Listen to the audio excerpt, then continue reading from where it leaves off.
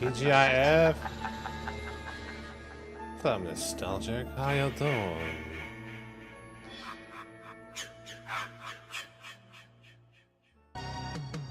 How's it going? It's good to see you as always. TGIF, thank God. Alright.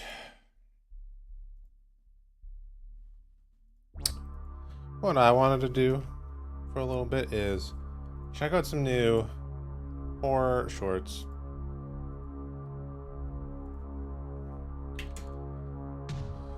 What's up, Killa? How you do?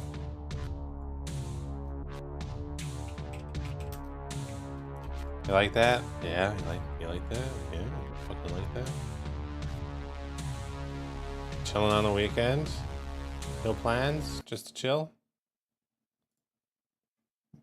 Oh, excuse me.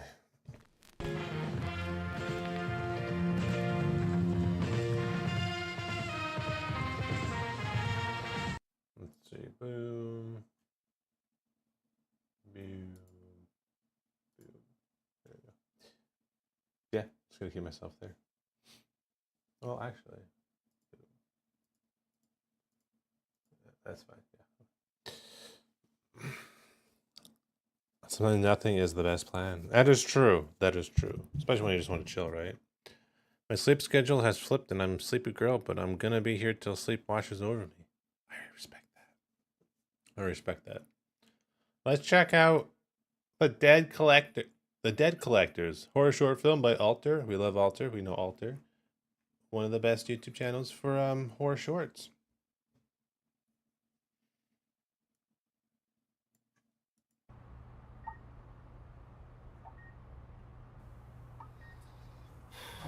It has felt like this week's gone by slow. I remember when my grandma passed, I was even too scared to go in the room. And that was before. It's okay. I'm not scared. You have horror shorts? Ooh. Mommy said you love us lots. Are they Smart lad. blood red? Of course I love you. I want you to take good care of your mum. Promise me. Oh my God. Yes, Grandma. You know what you said. Sorry. You know what you said.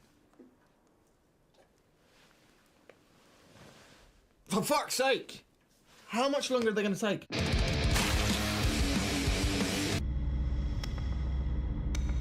This thick appointment short season. Is that jean shorts for men?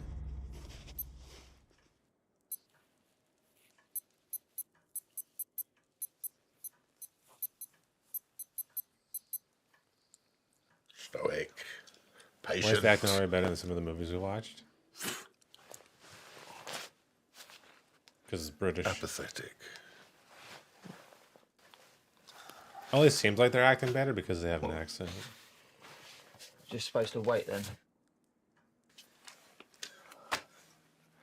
You don't get many natural causes, I take it.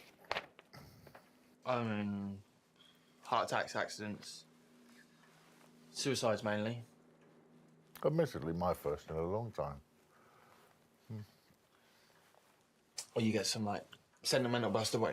You know, that you get in there. So they're here and to then collect dead they're people, bringing right? the phase 2 guys. Okay. The coroners? Never had a phase 2. 100% success rate. You are learning from the best, kid. Marry that nice lady who's been so good Maybe to you. they Marriage doesn't mean that much these days, Mum. Do it anyway. kill her after she says goodbye. Tradition is important. I'll do my best.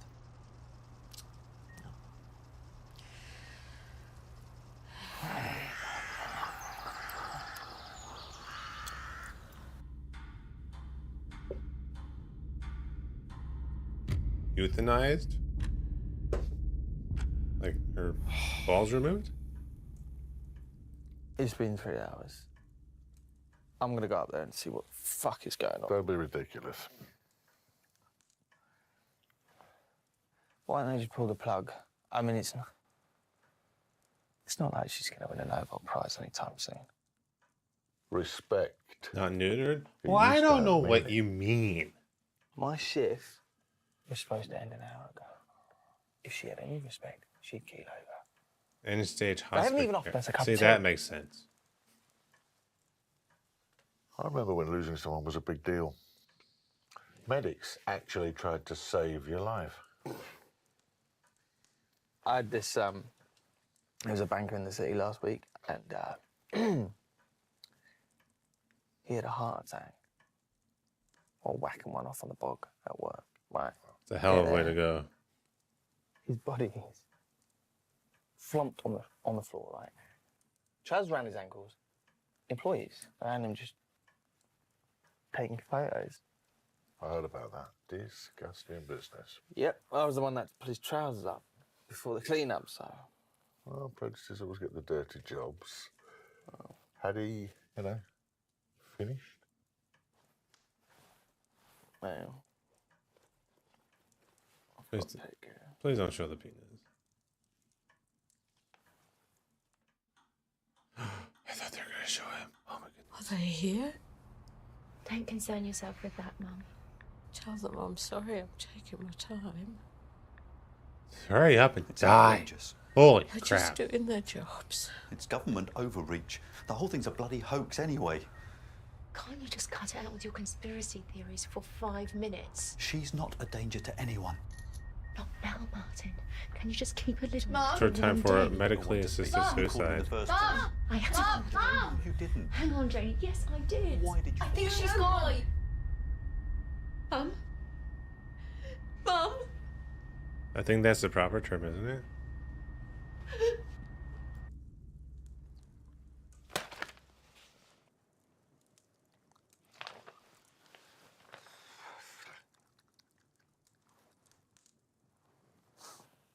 That's it, I'm going up. No, you're not. She needs to shit or get off the pot. I've got a place to live.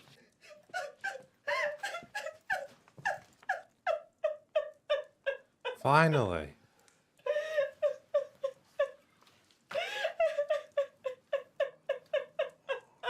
Excuse me, sorry.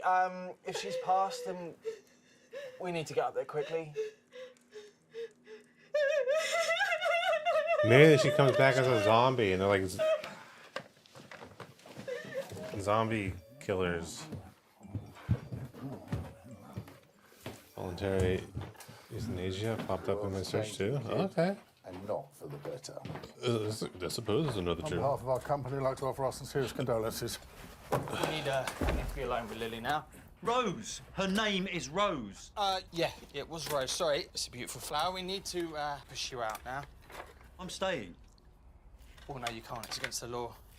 You don't believe their lies. Being very It's a strong. £10,000 fine if you stay in it. Time to get out. Loves you. You love her. On your way. Need to clear the room. If this is my mother's house. Sexy Tess thanks you for your cooperation.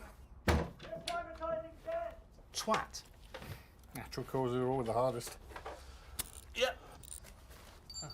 Less than a minute. Haven't seen one of them in a while. Graham won't have to wait 3 days. That's what I'm thinking. Prevent zombies? I like that idea.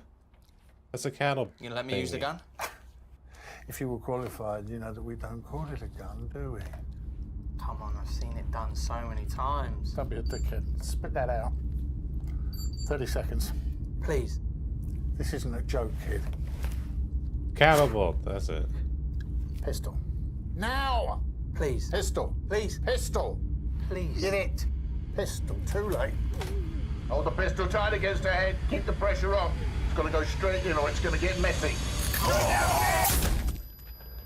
It got messy. Visors You make won't sense. tidy this up. I'll get the forms. This isn't going on my record.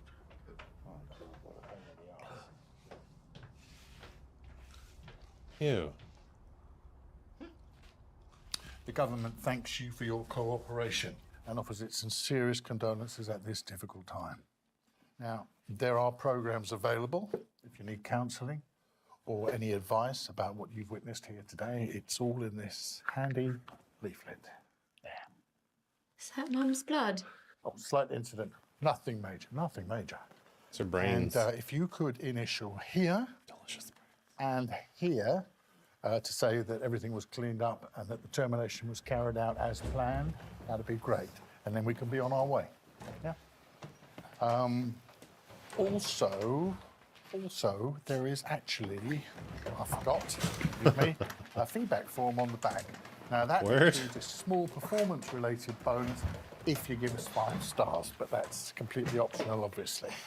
This is all a bit much. Oh, I know. I feel for you. It's a terrible time for all of us. If you could just... Sorry. Sign in. Lovely. Just like doesn't give a there. fuck. It's like, okay, whatever. Thank you. And as I say, this one is completely optional, but I appreciate that. All right. Thank you. Sleep tight. Night. For God's sake. Oi! What? I got a date. Hey, man. The way her head popped. Oh, Jesus. No. Hey, don't worry about the whole thing. I'm gonna tell anyone. Your secret is safe with me. No reports. Ready? Ready? I just think this whole thing with waiting for them to come back and then popping them is just bollocks. We should just do our job. If you kill them before they come back, that is against company policy, yeah? That's murder. Sounds like a load of bureaucratic bullshit to me. If I'm dead, pop me. You've got to make sure they're definitely coming back. That is our job. Oh, yeah, because we wouldn't want to, execute a corpse, would we? All right, hurry up. Shotgun!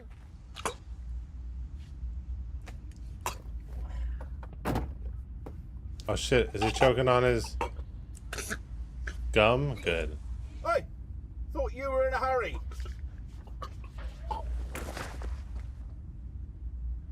Stop dicking about.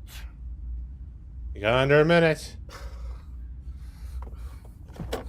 Thank God.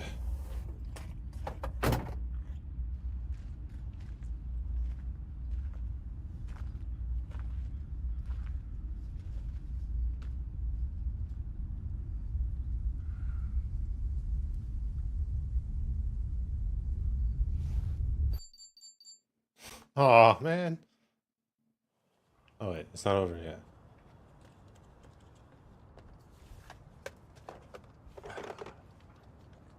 HQ, this is Delta Van. I've had a 274. Situation under control. Heading home for the night. Roger that, Delta Van.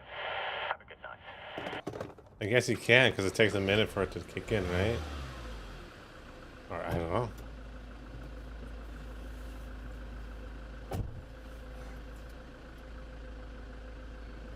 Oh wait, what? Damn it! Oh, one of them dead. Muppet.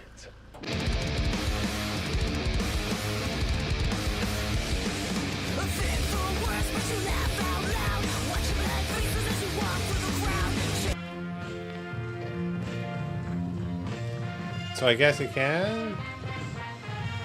I guess he chose to because... morals? I don't know. That was a good one. I think that has potential for a movie.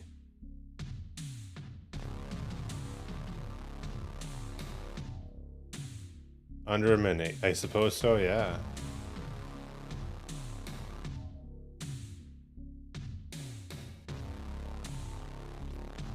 That could be like, you know, like Repo Man, where they go and read people's organs.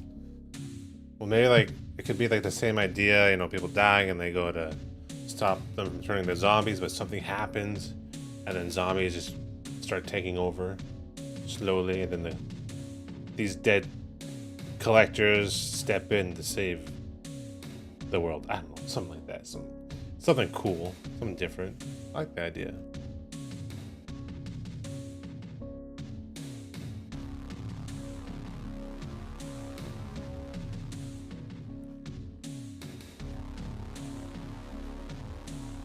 Alright.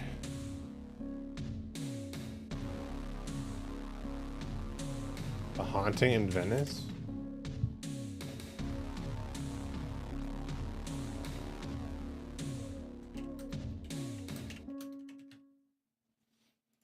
Let's see here. Oh, the Haunting in Venice.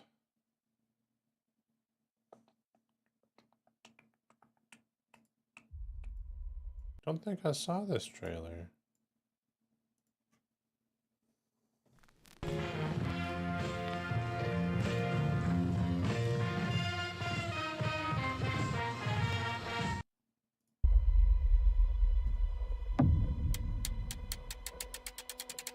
You haven't watched it either? Okay, we'll watch it.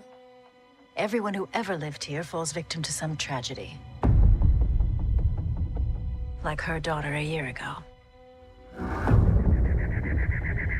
Spooky. My daughter was my whole life. To hear her voice again, I would give all I have. Is that Henry Cavill? No, was it?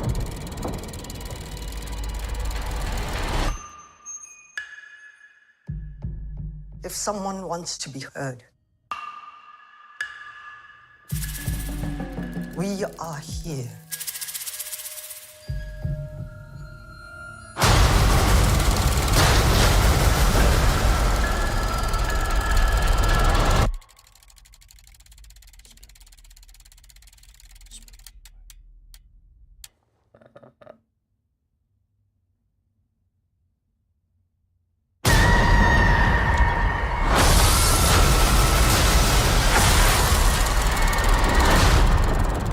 That woman called the spirits. And they answered. You saw what I saw. For once in your life, admit that you were up against something bigger than you. Tonight, we are all afraid. I like him. He's a good actor. We cannot hide from our ghosts.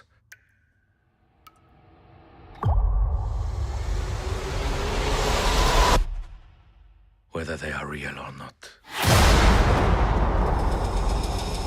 You know, it doesn't look too bad. Looks like a haunting movie. Death is just the beginning. That's what we're saying. Is that Tina Fey?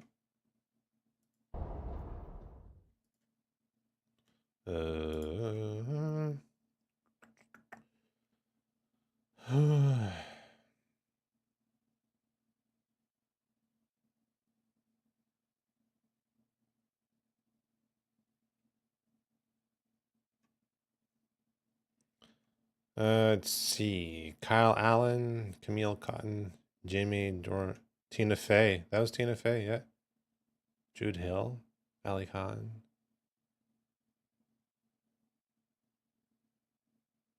Michelle Yao. I thought that was her. Yeah, I mean, it looks like a haunting, right? I mean, I like haunting movies. So I can only imagine, and I'm sure it'll be good, right? Let's do this one. Worth the Wait. Short horror film. Let's do it, shall we? I mean, it's hard to make a terrible horror movie. It's even a haunting movie.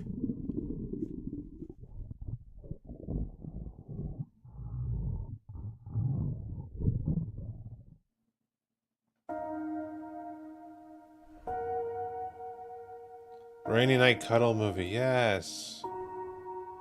Are you saying you want to cuddle me? Fine. Spring popcorn is all I want.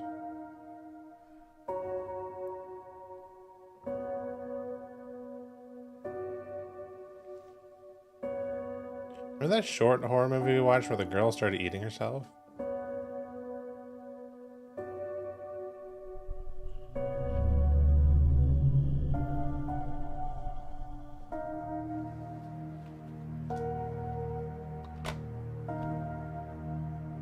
I don't care about the movie, I just care about the popcorn. Oh, I saw it, that thing behind her? Oh, yes.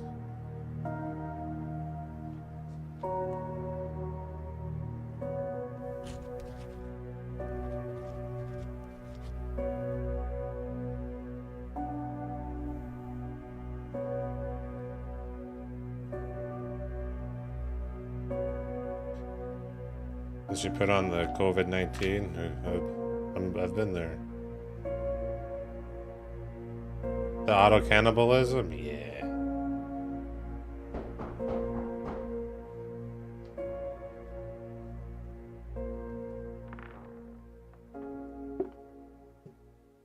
Mom? Weighs yourself every day. You shouldn't do that. I don't think you should weigh yourself at all.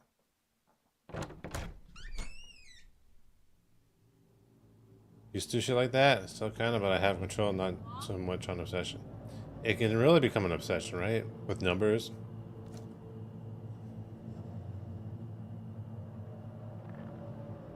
Once a week, every day is kind of, yeah. Once a week. Yeah, like, I'd say like once every 2 weeks. Especially if you're like training or something. And you're trying to lose weight, right? Maybe once a week.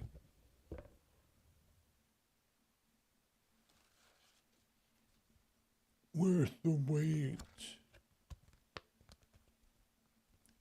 Lose weight in minutes with our premium drink blend. Worth the wait.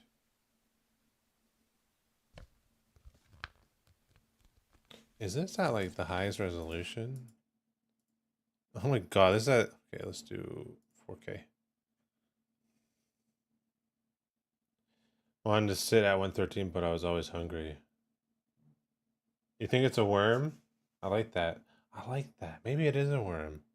That used to be a weight loss product back in the 90s. It's like you'd swallow a tapeworm. It was a pill, which had an egg in it, I believe. And then a week later, something you'd swallow another pill, which would kill the worm. I believe that's what it was. And people found out. They're like, "Holy shit! What the fuck?"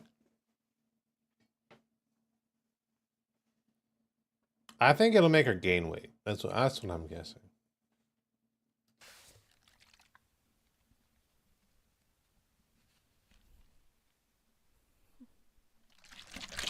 Like, she's not suspicious at all? The shit just showed up? It's like, yeah, I'll just drink this random thing that I found on my doorstep. There can't be anything in it. Oh, that tastes like crime. Tastes like shit. Oh, it looks chunky.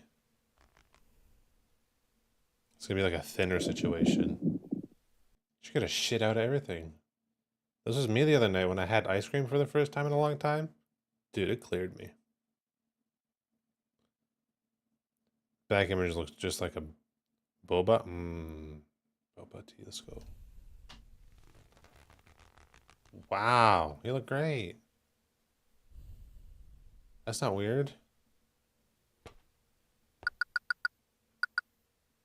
There, you reached your goal. Congrats. I wonder if it's true. If you have a worm, it will crawl out of you. If you have a worm, it will crawl out of you. Squat over warm milk? What? Warm milk and draw it out? But what's the cost? Your soul.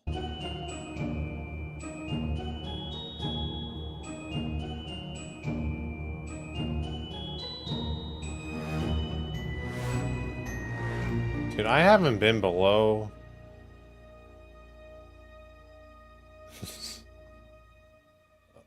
125 and since I was like probably 8, I don't know.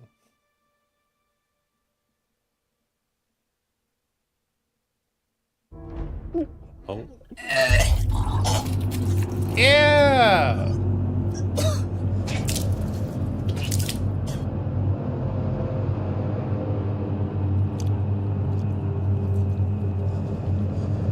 Ha ha ha ha ha. Was it worth the wait? She's been pranked, bro. I used to be like a good 185. Between 185 and 190 when I was working out. Now I'm like 210. All muscle though, so, you know, not fat. It's all muscle. Trust me. Muscle's just hibernating. Just a minute, Mom.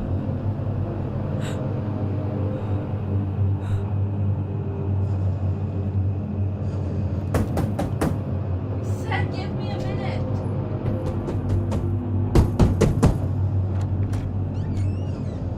look good and you are pretty tall, right? Isn't that like 6'3"-ish? Give me a hug. Oh, I hope this thing eats her.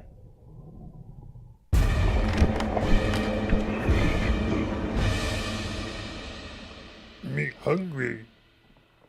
Me eat you now.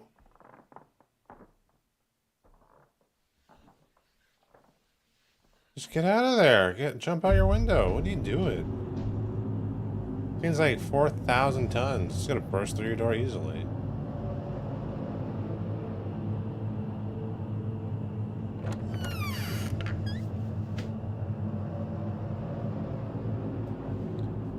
Apparently had to get a new hobby since you fired him. I fired most of the people working for me. I'm so happy to see that he's made it.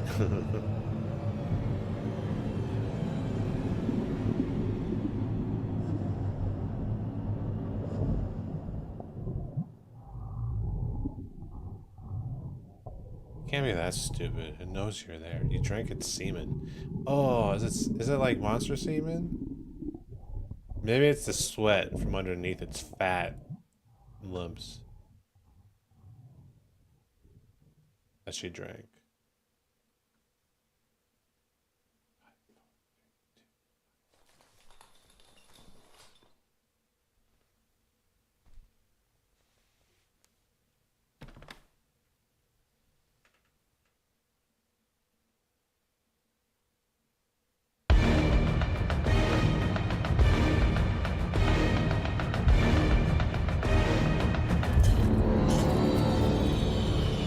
Nice.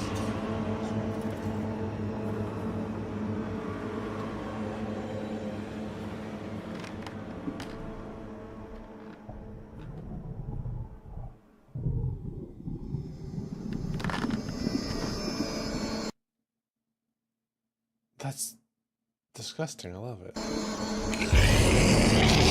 Yeah, it's throwing up inside her?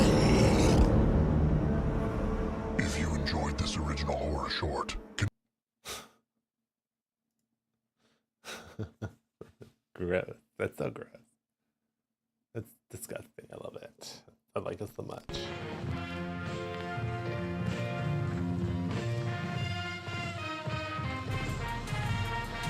I thought she was gonna turn into like the fat monster thing.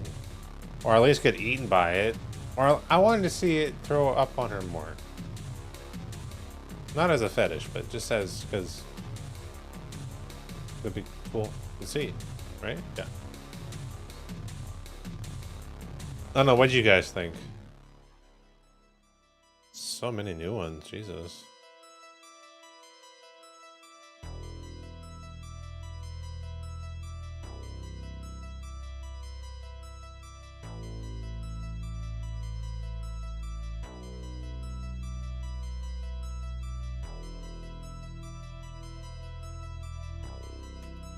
I need to do like a filter of this year. There we go. The last poop. Oh, the last stop. I thought that said the last poop.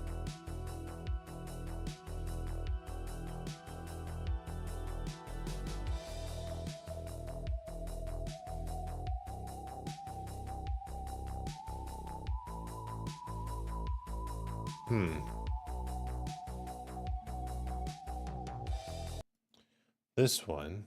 I would have liked a more fleshed out conclusion, but he was creepy and gross and you should sculpt him. I should sculpt him? I already did. And his name is Franklin. Remember? I thought, or did we just forget about him?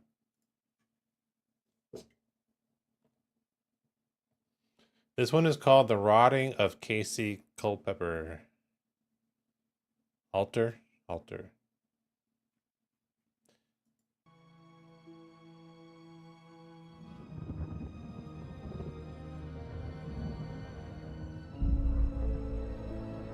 I love sculpting fat rolls.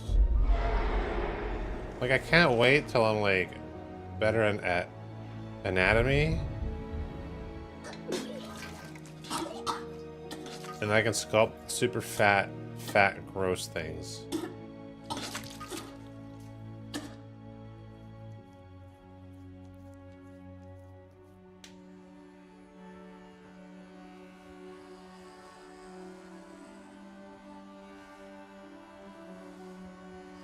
Right, vomits? Vomits are our theme for tonight.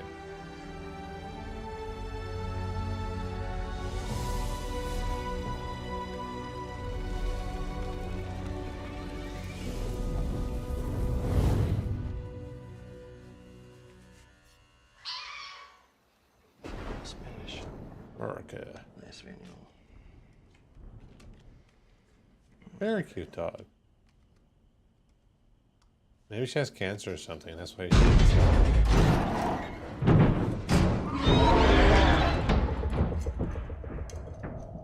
It's here. Mother's home.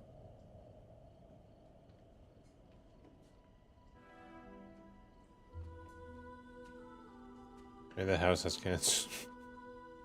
The walls are filled with cancer. Do you mean asbestos?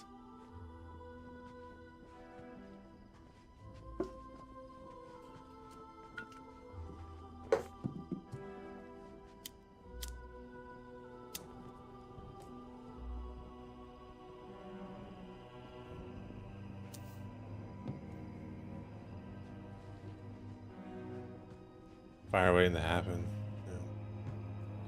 Well, this is what's gonna happen when the economy crashes, right? People will be using candles, and only those who know how to make candles will flourish. No, because we want it to be drawn to there.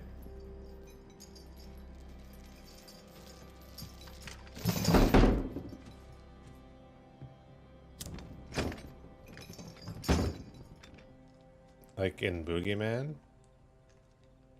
Which one? The 2006? 6? When is one? it? Or the new one? I haven't seen the new one. Did you just spoil it? So upset. What if the Yankees don't make it to October? I haven't seen it. You just ruined it all. Well, Yankees always make it to October, right? Unforgettable.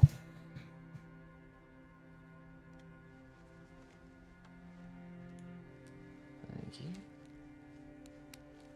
Oh, there's a shit ton of candles on a new Boogeyman? I'm sorry for putting you through this. Oh, in the trailer, gotcha. Don't you say that. So she does have cancer. Don't you dare.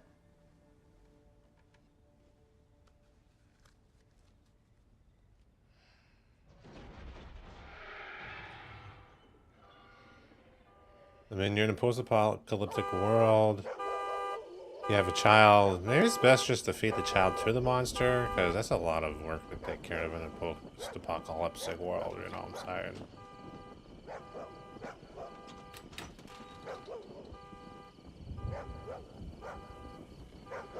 Guys, ever seen the movie Feast?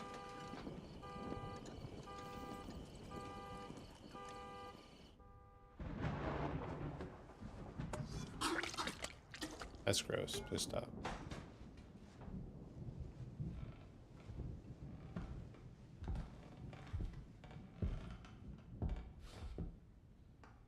It's on Prime. I remember watching it Hey, bud.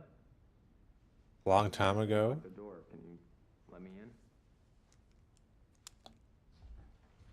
in? In the basement for old condo on a shitty TV. Bud, are you awake? It's good. It's gory and it's funny and it's about monsters that eat people and baby monsters that tear people's faces off and fuck their throats until they come. It's pretty bizarre.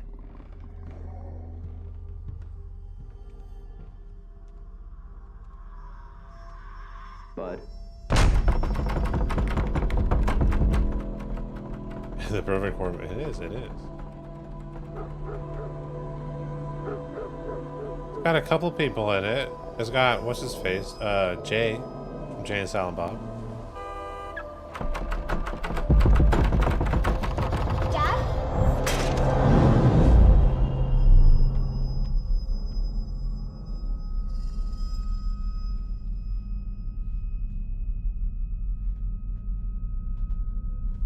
Why would he leave his daughter in there alone when he knows there's a monster?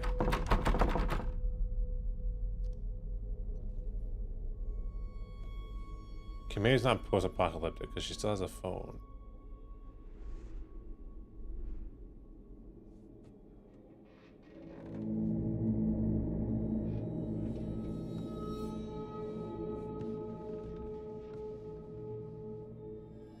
Dumb child.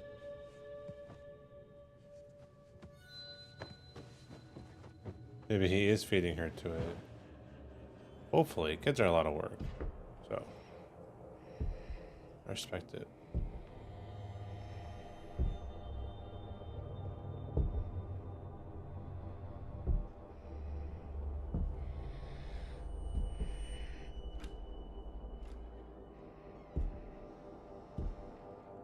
Come on, we gotta go. Hey, we gotta go. How do I know it's you? Only I would know. You want the twist ice cream and the plastic hats. Come on.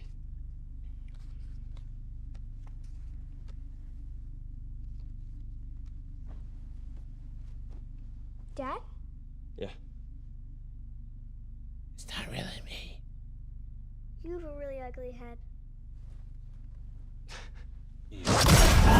Cut!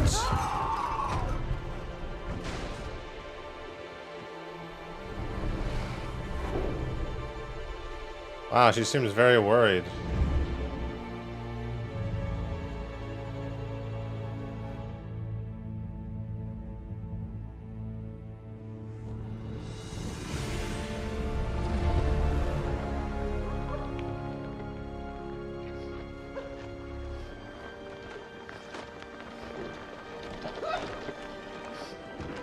Child actresses, am I right?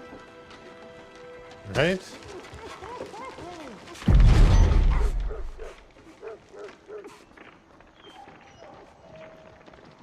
Dad gets taken into the darkness. Child's like, Dad. Uh-oh.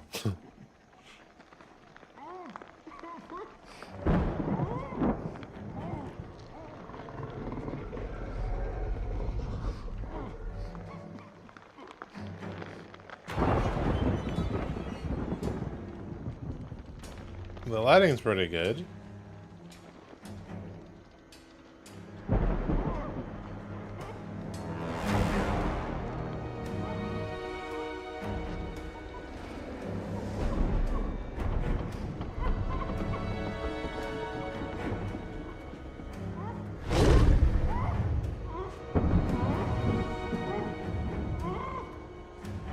So confused.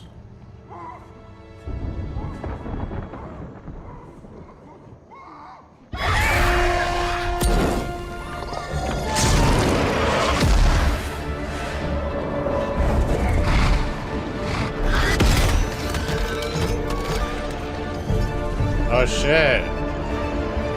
That was lucky.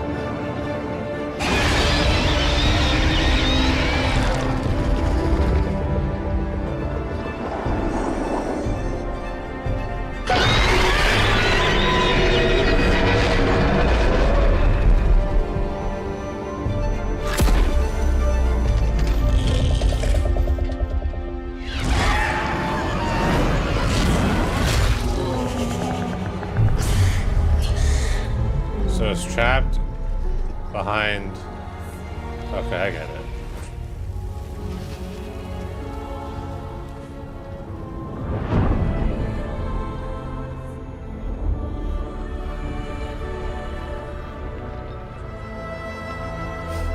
What the fuck?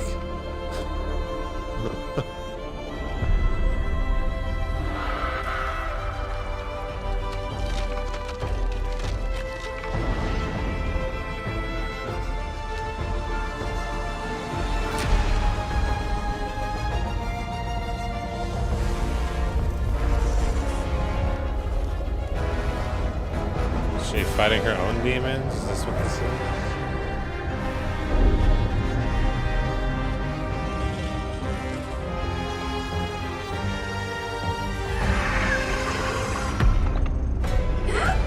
She fighting the cancer?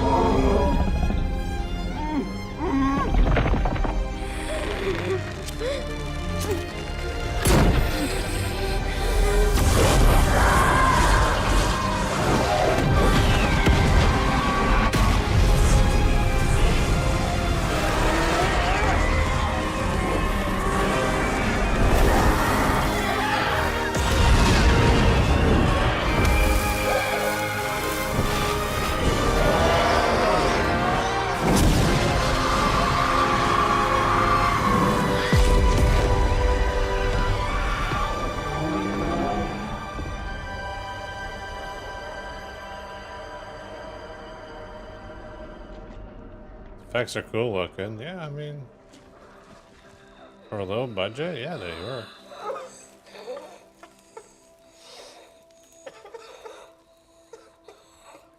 Oh, that's why you don't play with matches, you idiot.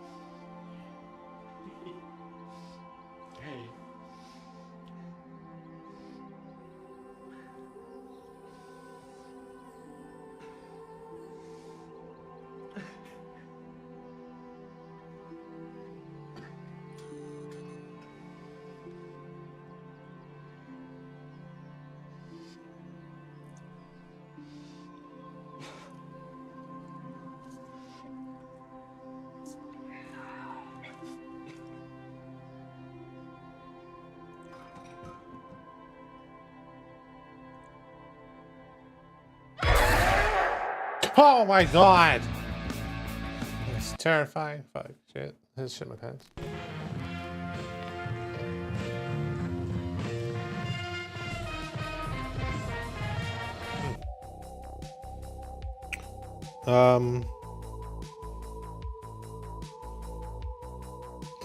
That's alright. What do you guys think?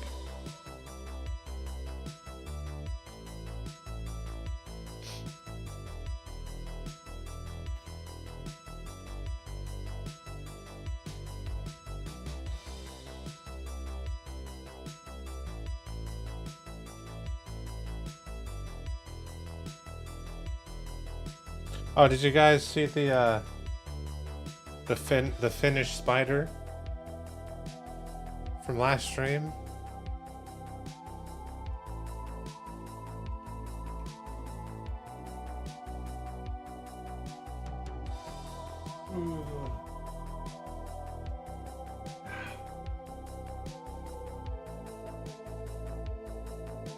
You haven't yet?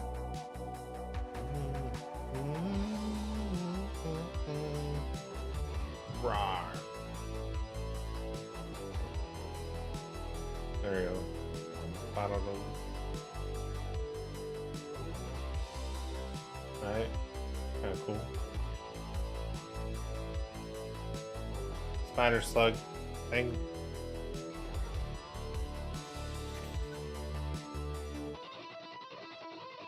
Thank you, yeah, it's pretty cool.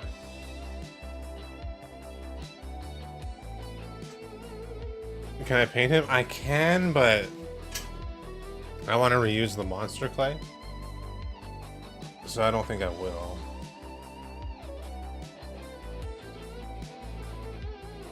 I don't really know how to paint, so.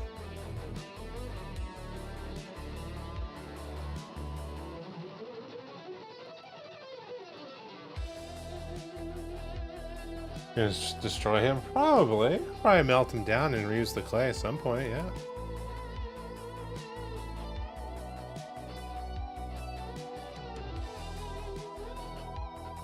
Why?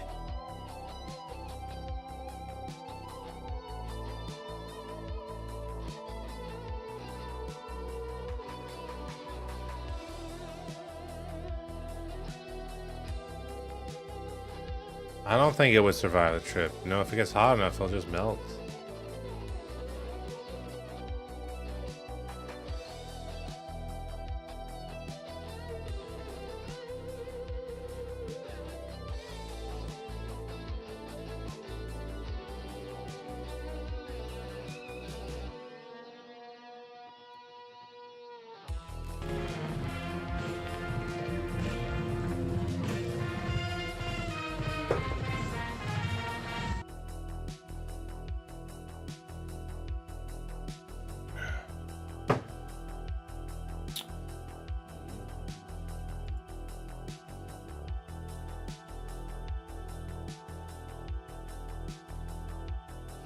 Right, we are working on this fucker.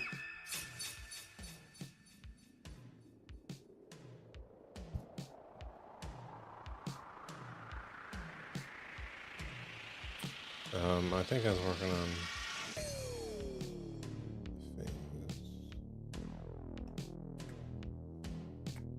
Alright, I need an old people reference. You want scary stories?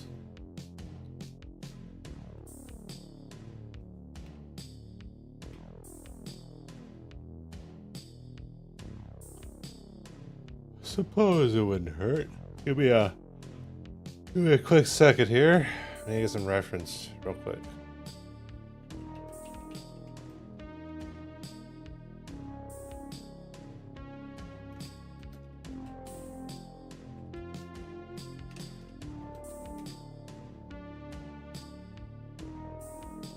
His nose is too cute. Well, that's I don't know. I don't know how to change it.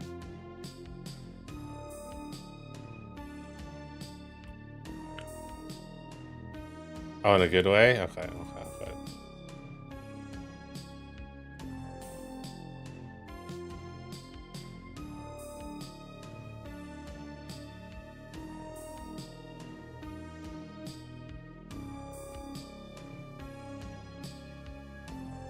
Skinny old. What?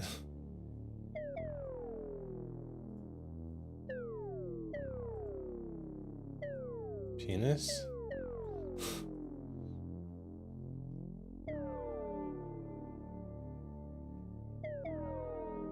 That's what I'm looking at.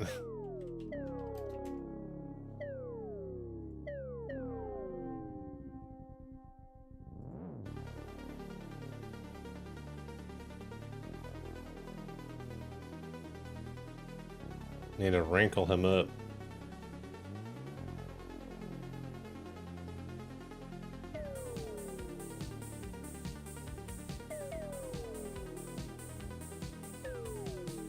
Oh, dude. I have so much foreskin that is so wrinkly. It like folds in on itself. It's crazy.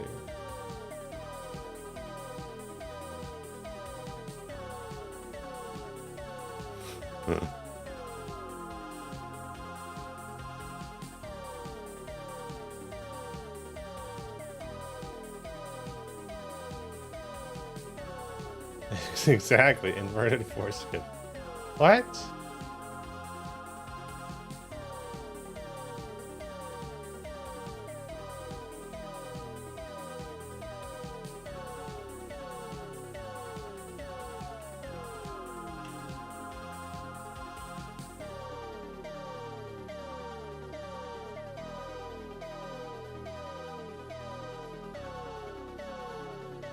Alright, I got my wrinkly foreskin.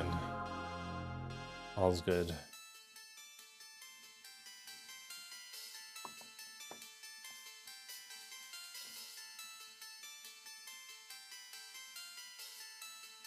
Be mad if I was a boy and my parents got me circumcision? Well, it is rude, and I'm glad that I'm not mad at my parents, so.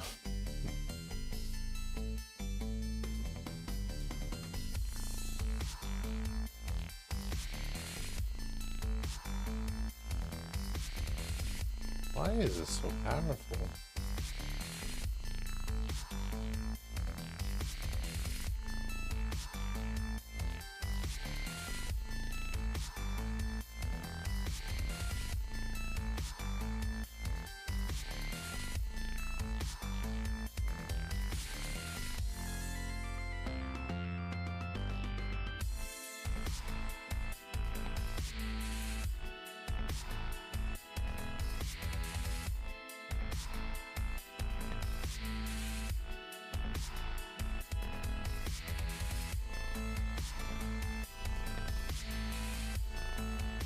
I'm so old. I need to suck your blood through your penis.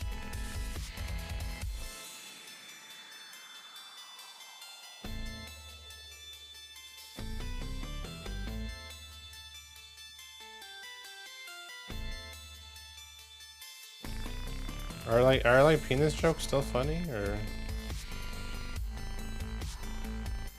like what's going on with that?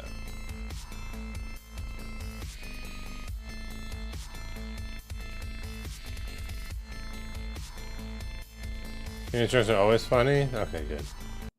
Just didn't seem right. The legs appeared to extend backward, almost like a cat. The rest of that trip was a bitch as it began to actually run around the side of the house, eerie chanting. Later that night, we arrived at the Airbnb where we'd be staying at before the big day in the valley. We ate pizza that night, played some music, and I'd almost forgotten all about the strange encounter. Just then, we heard something out in the front yard. I turned the music down and went to look out the window. Sitting just outside the pool of light from the front porch was a big black dog. It was looking right at me, with these dull yellow eyes, unblinking in the cool desert night. "Hey guys, check it out. There's a dog outside. Come take a look at this," I said. My friend Tommy got up and yawned as he made a big dramatic show of walking over. "Probably just some local res dog," he said. "Maybe just looking for scraps or something."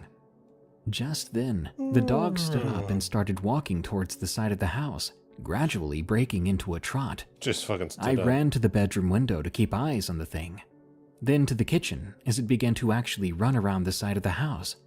I ran over to the bathroom just in time to see it clearing the corner back into the front yard. This motherfucker. I nearly tripped over the dining room table to get back to the front window where the dog was, only it wasn't a dog anymore. A dog started running. What I saw there now was a man, the same man from earlier, dressed in all black, eyes gleaming in the reflection of the floodlights. Even through the window, I could hear his chanting, the same as before, only now my ears were ringing and I had a splitting headache. The last thing I remember, I was clutching my head in pain and feeling like I was about to throw up. When I came to, it was morning. I sat up and saw that all my friends were, similarly, splayed out all over the floor. The place was a mess. The table had been flipped over, and our stuff was everywhere. The front door was open, and there were black paw prints all over the floor. The rest of that trip was a bit of a bust, as we were all feeling sick and hungover, even though we hadn't had anything to drink. Classic. It's illegal to buy alcohol on the reservation. To make matters worse, there was a sickly, dead, rotting flesh smell that we couldn't get out of our clothes no matter how hard we tried. I even started having some pretty serious health issues shortly after that, and eventually I had to be hospitalized for acute anemia. Jesus. The doctors were unable to determine the cause, but I needed 4 units of blood and 5 iron infusions just to stabilize my hemoglobin. I think I need to talk to a native medicine man, but I'm far too frightened to venture back out to the reservation. All I can say is if you're traveling through the Navajo Nation, even in the daytime, be careful where you go or who you talk to. We are guests in their land, unwelcomed guests at that. I don't blame native folks for not liking us, but there are forces at work beyond our understanding here, and we do best to mind our business sticking to the main thoroughfares. Don't go looking for trouble, because let me tell you, you may just find it, and trouble's going to find you.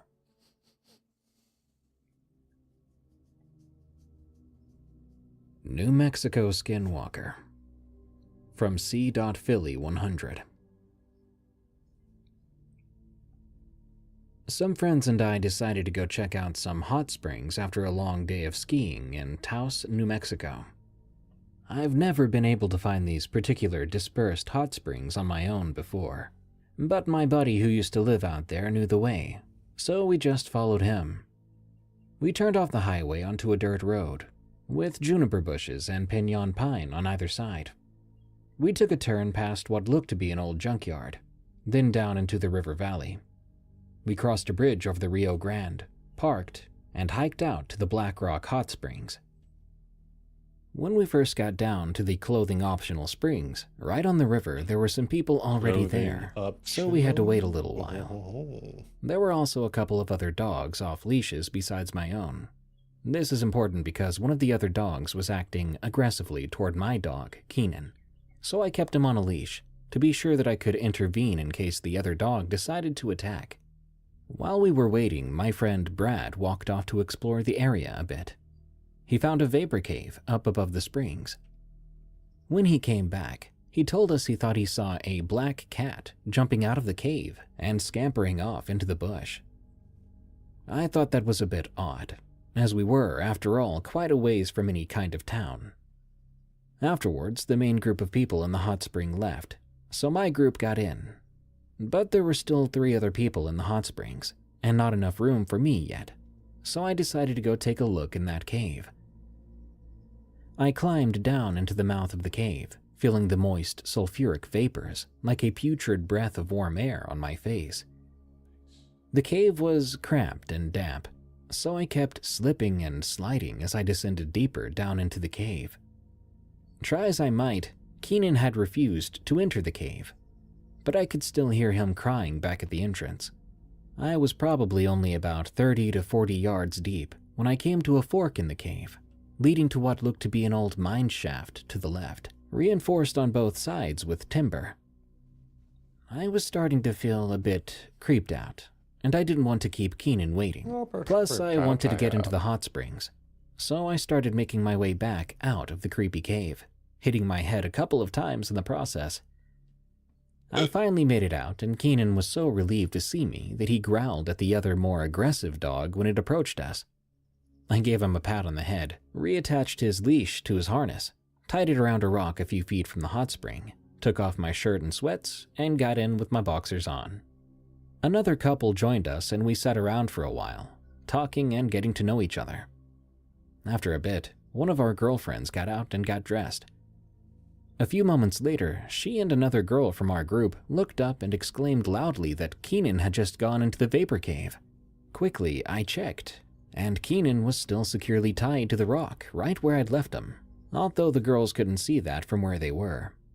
However, they insisted that they had just seen a large black dog going into the cave. Keenan is black and only about 6 months old, but already a good 40 to 50 pounds, as he's mixed with German Shepherd and Blue Heeler.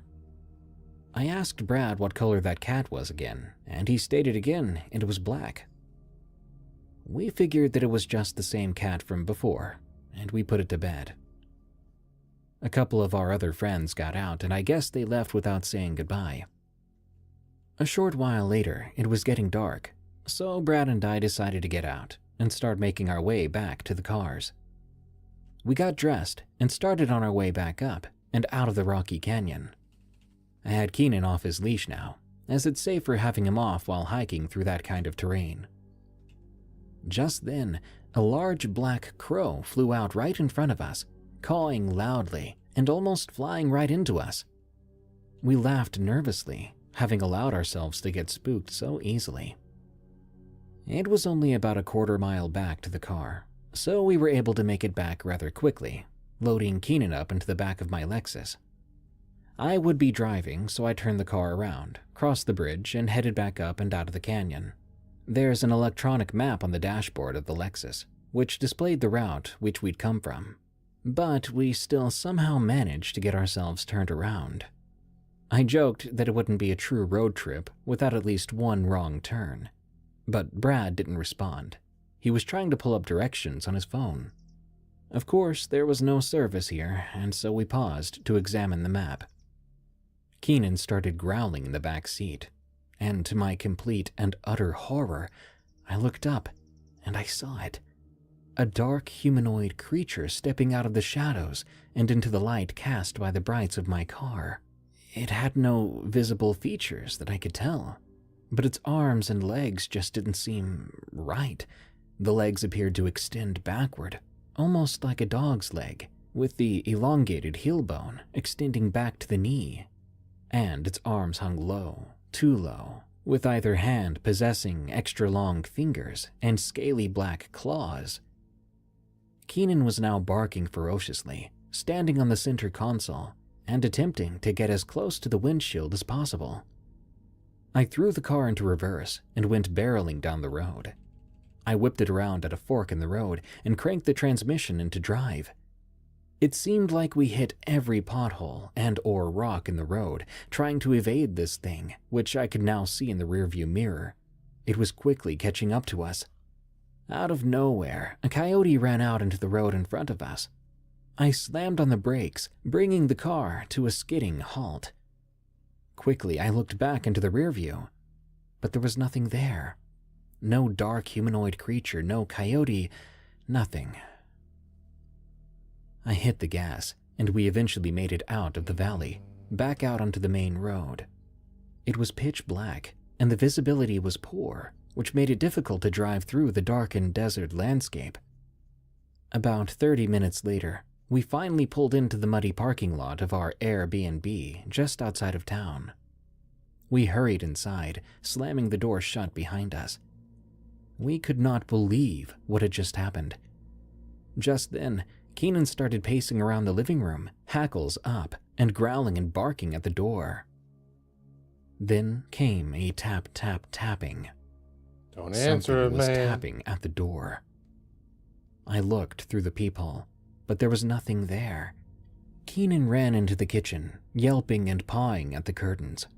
Slowly, not wanting to actually see what was on the other side, I walked into the kitchen.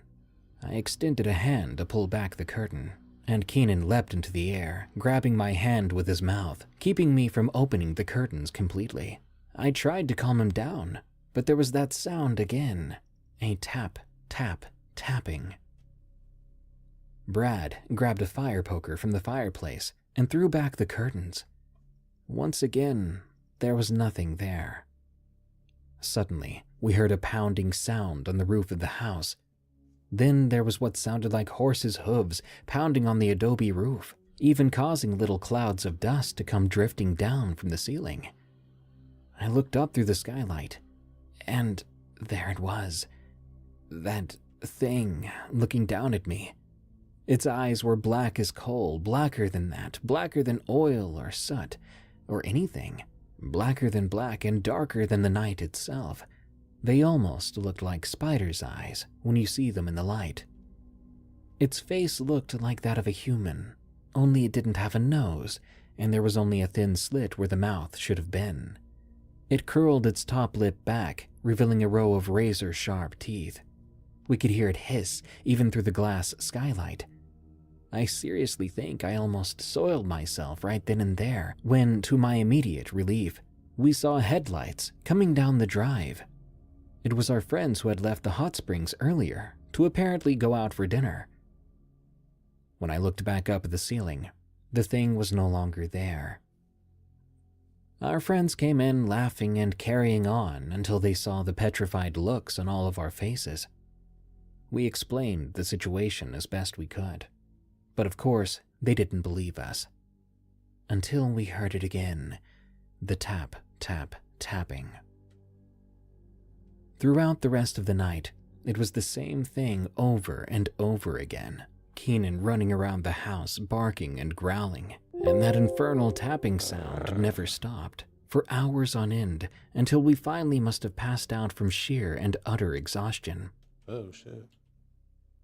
In the morning, we cautiously went outside, To our shock and amazement, there were fresh tracks everywhere. You could see all kinds of different tracks in the fresh mud, from bifurcated hooves to large bird tracks, while others appeared to be more canine in nature, although a few of them didn't have the claw marks associated with canines and looked to be more like cat tracks than anything. We packed up the cars as quickly as possible and got the heck out of there. I don't know about my friends, but I know I won't be going back down there for some hot springs action anytime soon.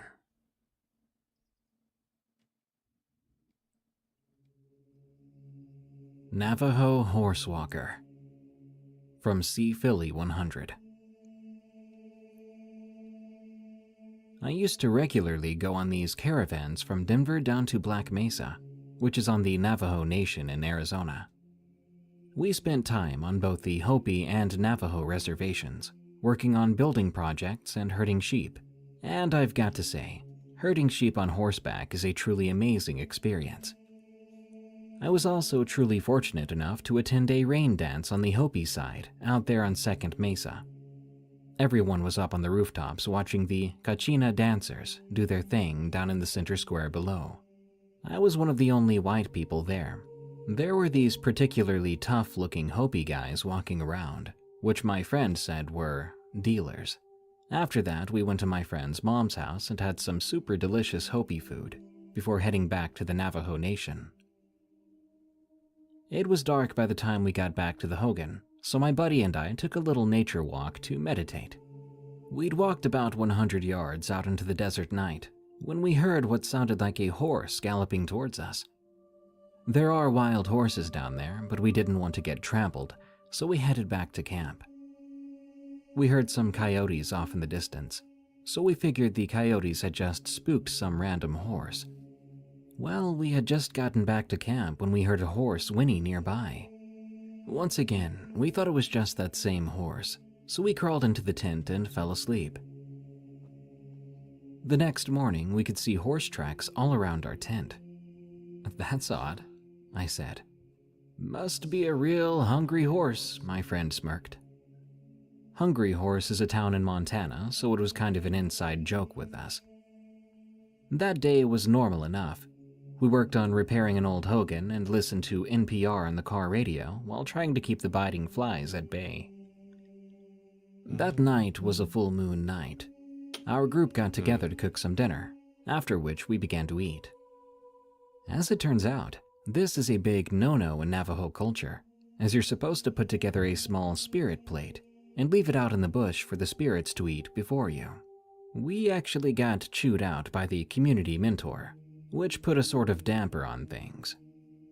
Anyway, we wrapped up our dinner and decided to take another little nature walk before turning in for the night. We'd only gone about 50 yards before we heard that galloping sound again. This time we thought it might be cool to stick around to see this horse in question. Maybe it was lost. Maybe we'd get to see its markings to help locate the owner. Just then, we heard a loud snorting sound coming from some nearby piñon trees. We approached the piñon cautiously before stopping dead in our tracks.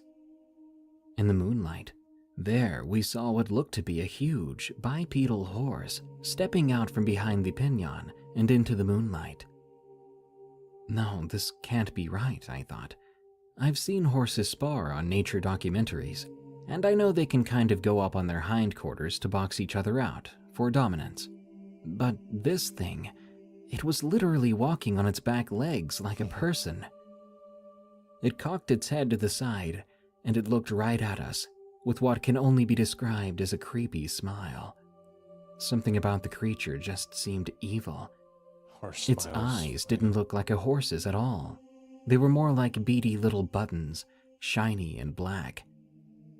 The creature was at least 10 feet tall, and the more we studied it, the more I could see that it really looked more like a person wearing a horse's head than an actual horse. But the legs were those of a horse, and I could even see a tail hanging down behind it. The torso looked more human too, with a strong chest and arms with human hands on them.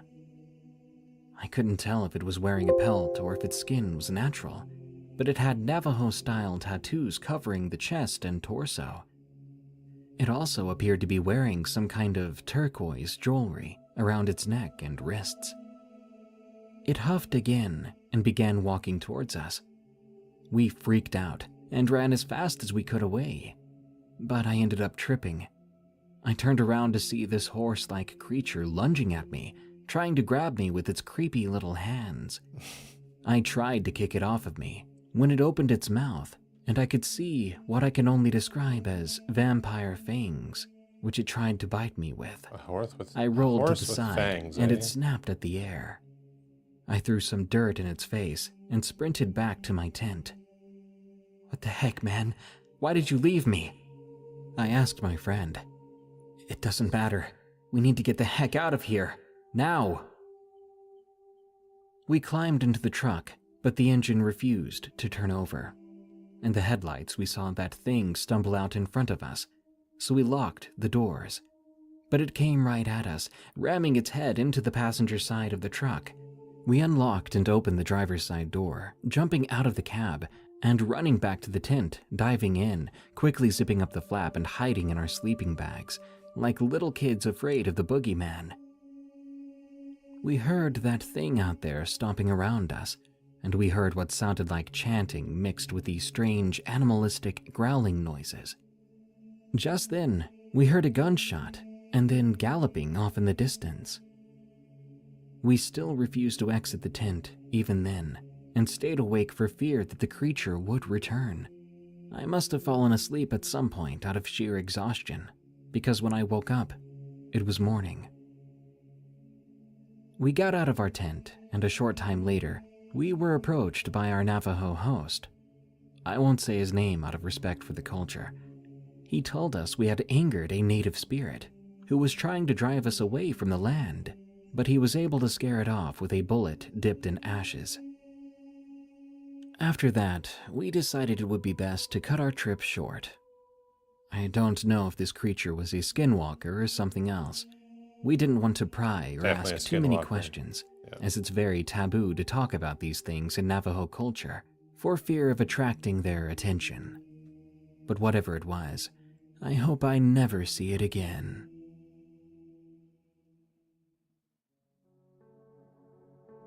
White River Wendigo, from Sea Philly 100.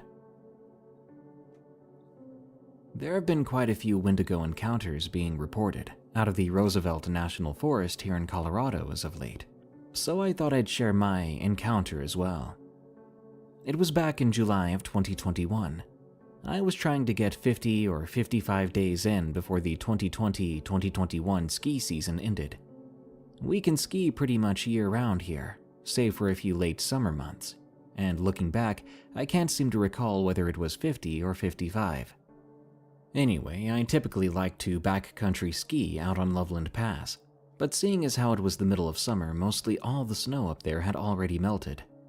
I could see from the top of the pass, however, that there was still a solid strip of summer snow over on the west side of the pass, southeast of Arapahoe Basin ski area, a couple of peaks down from Arapahoe Basin's infamous East Wall, an area featuring such ominous route names as Crap for Brains, Idiots, and The Widowmaker, just to name a few. Inspirational, right? Well, I was the wise guy who was going to hike up a nearly vertical granite wall because I just had to hit that number. Funny how I can't even remember that number.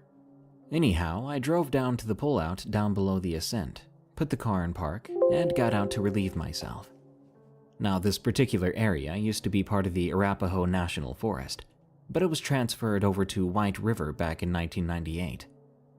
It's a wild area that provides significant habitat for deer, elk, mountain sheep, mountain goat, bear, and various other wildlife.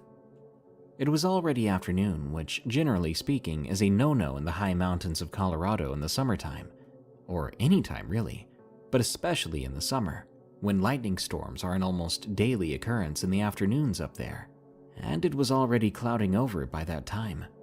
But this was my final chance to get in before a big trip I had scheduled, so I strapped up my boots, threw my skis over my shoulder, and got to stepping. The first part of the hike was difficult. I had to make my way through some pretty thick brush, just to get up into the woods. And once I got into the woods, I realized it would be easier to follow what's known as an AV track, which is basically what's left over after an avalanche slides down a natural gravitational fall line. Avalanche paths are subdivided into 3 sections: the start zone, the track, and the run-out zone. So I was hiking up the talus path, stepping from stone to stone almost like a natural staircase. I was stopping every couple of yards to transfer my skis from one shoulder to the other. At some point, the avalanche path turned into a high mountain stream. Mind you, this is right around 12,000 plus feet above sea level at this point in the ascent. Right around the trigger zone of the AV path, I was able to exit the talus path and start making my way up the high alpine section of the ascent. This was just a bit above treeline, where the mountain breaks up into big gullies and steep cliffed-out ravines. There are some high mountain caves up there, some natural and some old gold and silver mines, the latter of which the nearby town of Silverthorne was named after.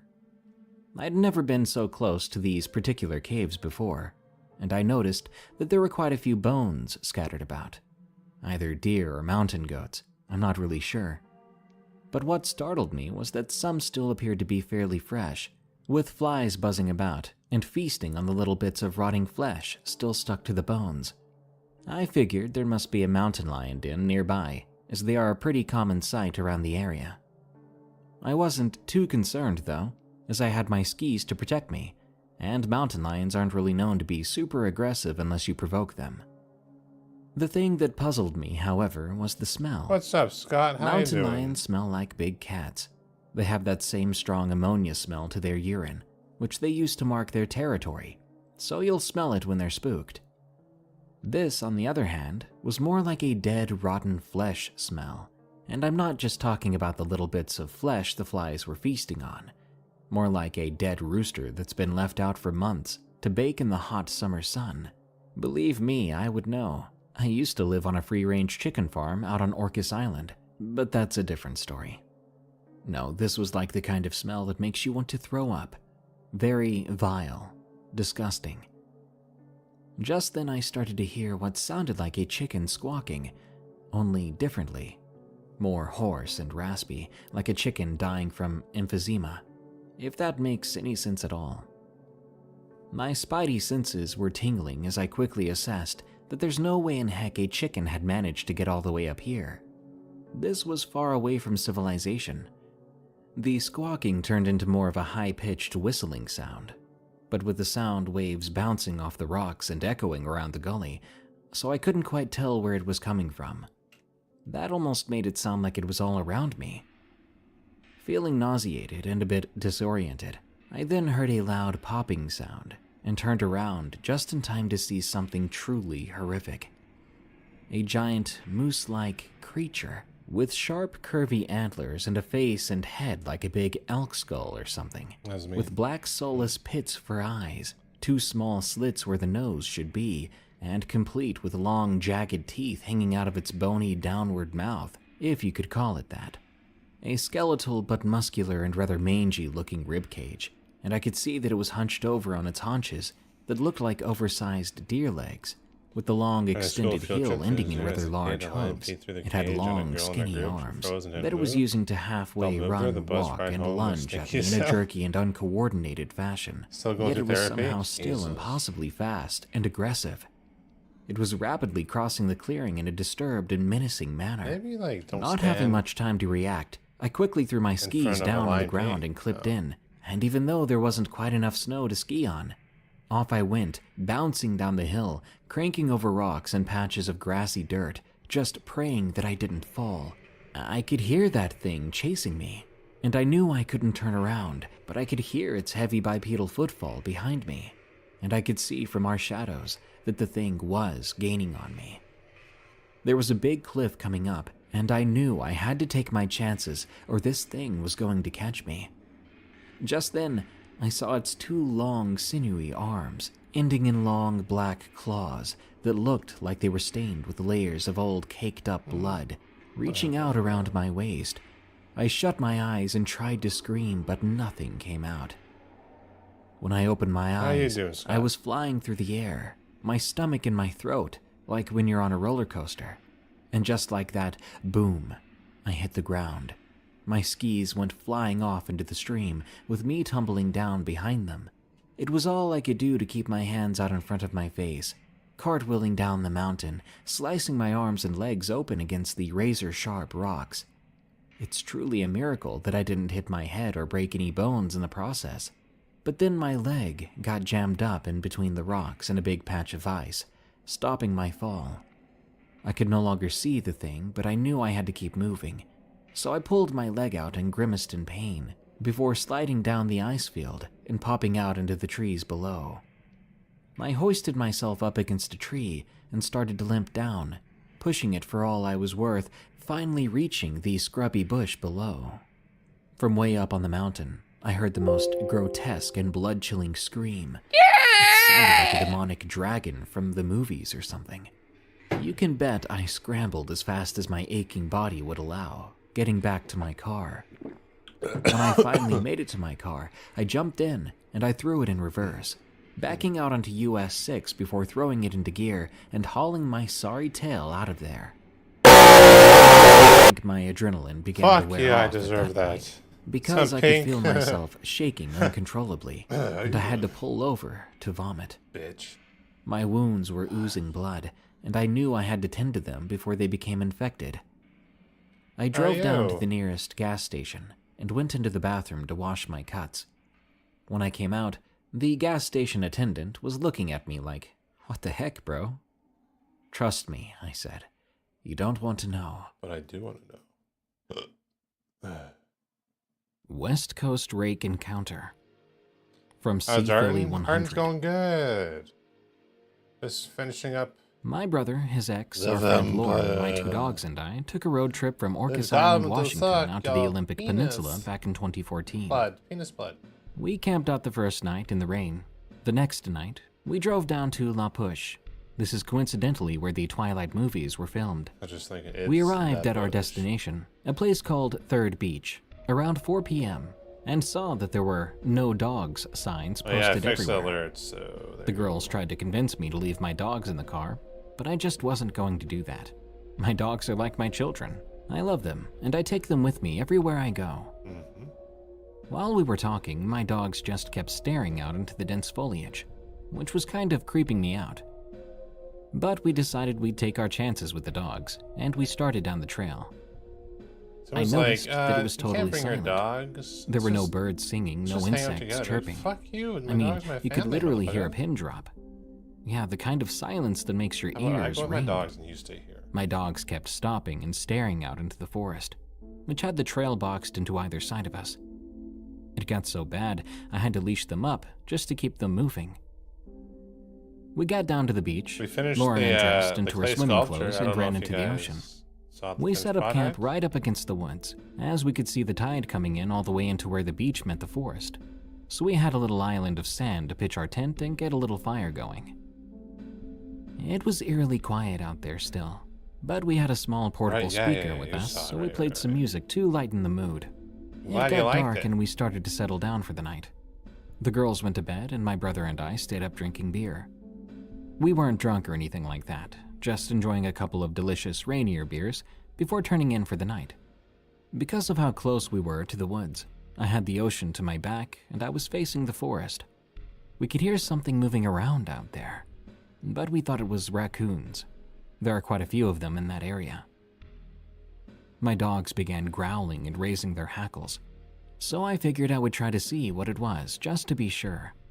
So it's I turned on almost my like that. It's headlamp, like, and to my what is that? horror, It's probably I could see raccoons. two It's a guy eyes probably looking right. back at me. It's actually a fucking The bear. eye shine was a milky white in the Hyena. dim light cast from my Hyenas. headlamp.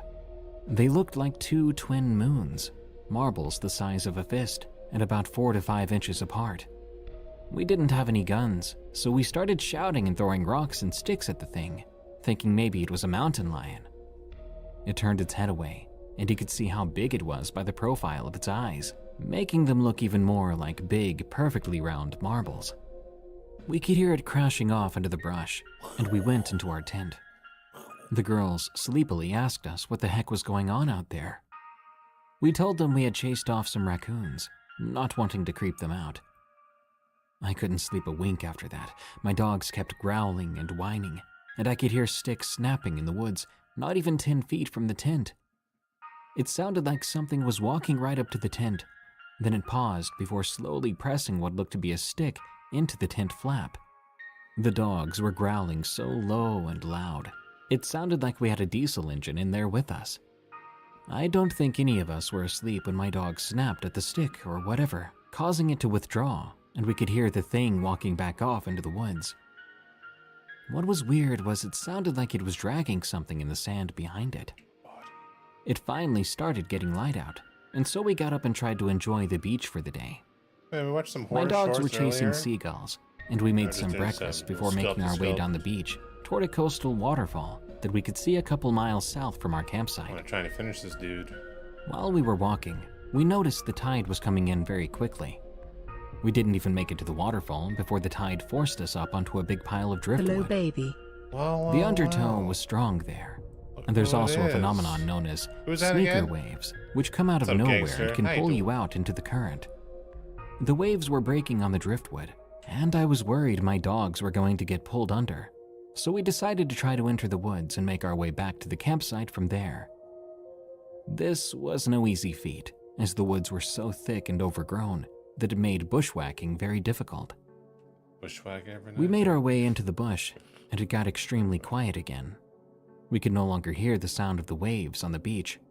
And just then, a small branch fell into the brush right in front of me. I looked up just in time to see what looked to be a giant pale white tadpole swinging from tree to tree above us.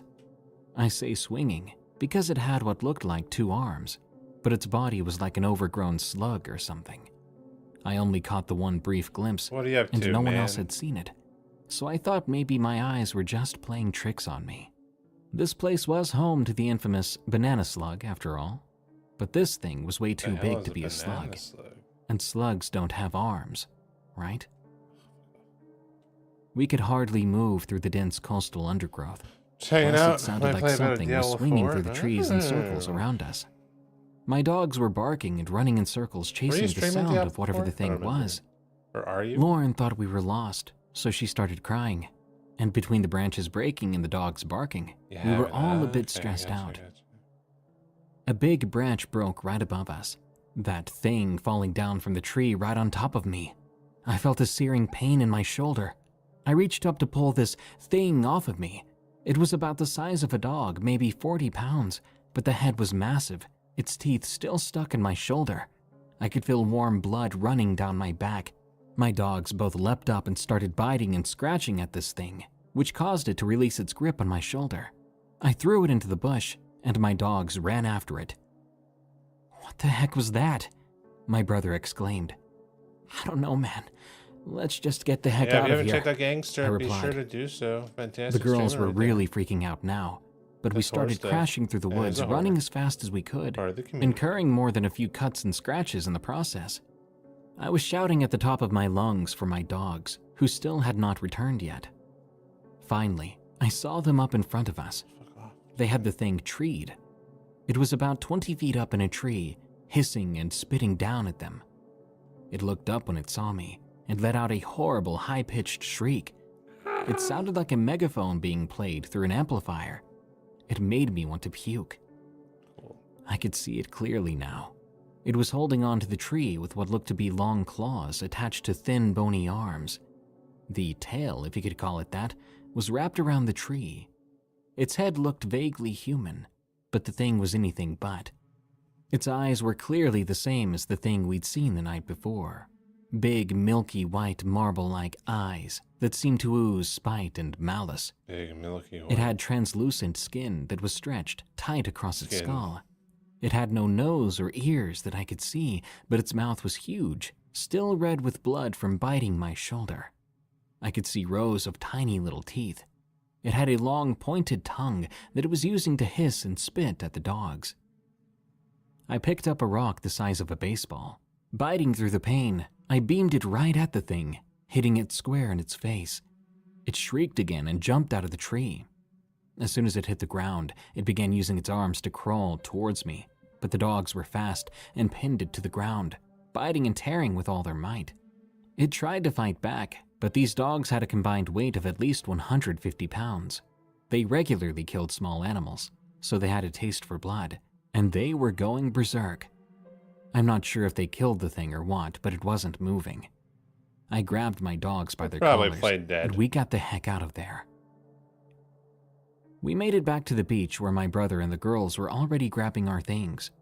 We tore up the trail All and dogs threw the are stuff good in the back dogs of in my any truck scenario. before peeling out of there. Prove me wrong. We'd only gone about 50 yards when that thing threw itself out onto the road in front of us. I didn't have time to react, but we could feel it go under the tires. When I looked back in the rearview mirror, I couldn't see it. I figured it had just crawled off into the brush and kept driving. Under your car? I wish I could say that was the end of it.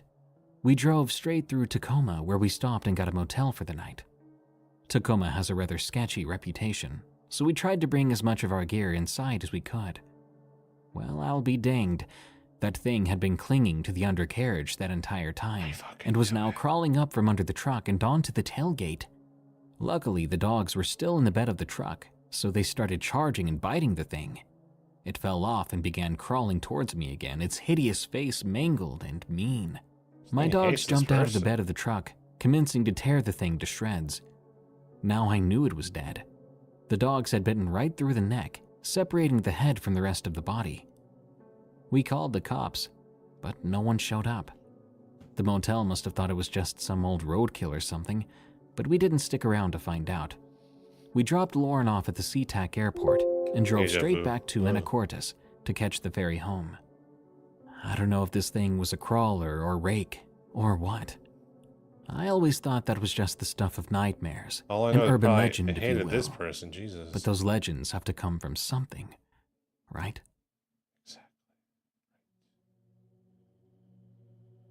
I don't think that's a deer.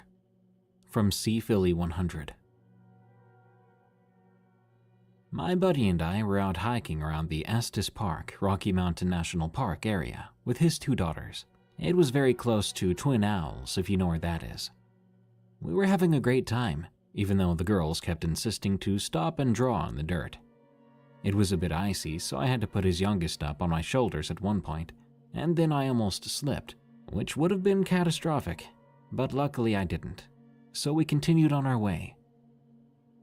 The sun was starting to go down, and we figured we'd better head back down to the trailhead.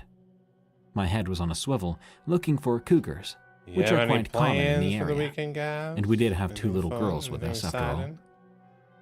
I noticed a pair of rather large antlers peeking out from behind a tree, and I had to do a double take, because these antlers were at least 15 feet off the ground, much too high for any kind of deer or even elk. Almost as soon as I noticed them, it snapped its head in our direction, and I could see something was off about this creature. It didn't appear to have any eyes, just 2 solid black pits where the eyes should be, $9? and the skin seemed to be peeling off around the empty eye sockets. That's a score. Its lower jaw was hanging down, and it had teeth like those of a canid, long and sharp and somewhat yellowed. I nudged my friend, not wanting to alarm his daughters, nodding in the direction of that I wanted to thing. get a haircut for a while, but He looked over too, then gasped. Then the girls screamed. Just then, it wrapped one of its arms.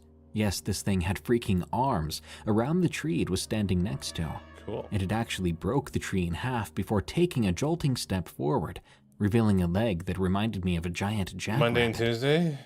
It brought its hands around the front, similar to a praying mantis, a couple more days with for you. long, slender digits Skull ending ball, in I short, confirm black it's nice and claws. easy. No, then I'll see the The other dent in weird my thing head. was it had brownish I don't fur want in to. patches, but its flesh was very droopy, even hanging off in sections. It had a rank odor, too. I Yes, watched if you wear the headphones creature a lot, swell you up get its a dent chest in your head. before letting out the most god-awful scream I've ever heard. We grabbed the girls and began to run. I could see that thing in my peripheral, running alongside us, about 20 yards to our left. Yep. It looked to be almost galloping, a little and it divot. was incredibly fast due to its massive size. We soon hit a snowfield and slid down, putting a bit of distance between us and that abomination. My friend's eldest daughter had twisted her ankle in the fall, It's not and she was Chapter, it's grimacing in permanent. pain. We started to It's hear permanent, a low damn you. whistling sound, almost Don't like when the give me wind hope. passes over an empty glass bottle. The sound filled our ears and seemed to drown out everything else around us. Then there was a loud shriek, and that thing went flying over us, landing with a thud down in the clearing below before turning and rearing up to its full size.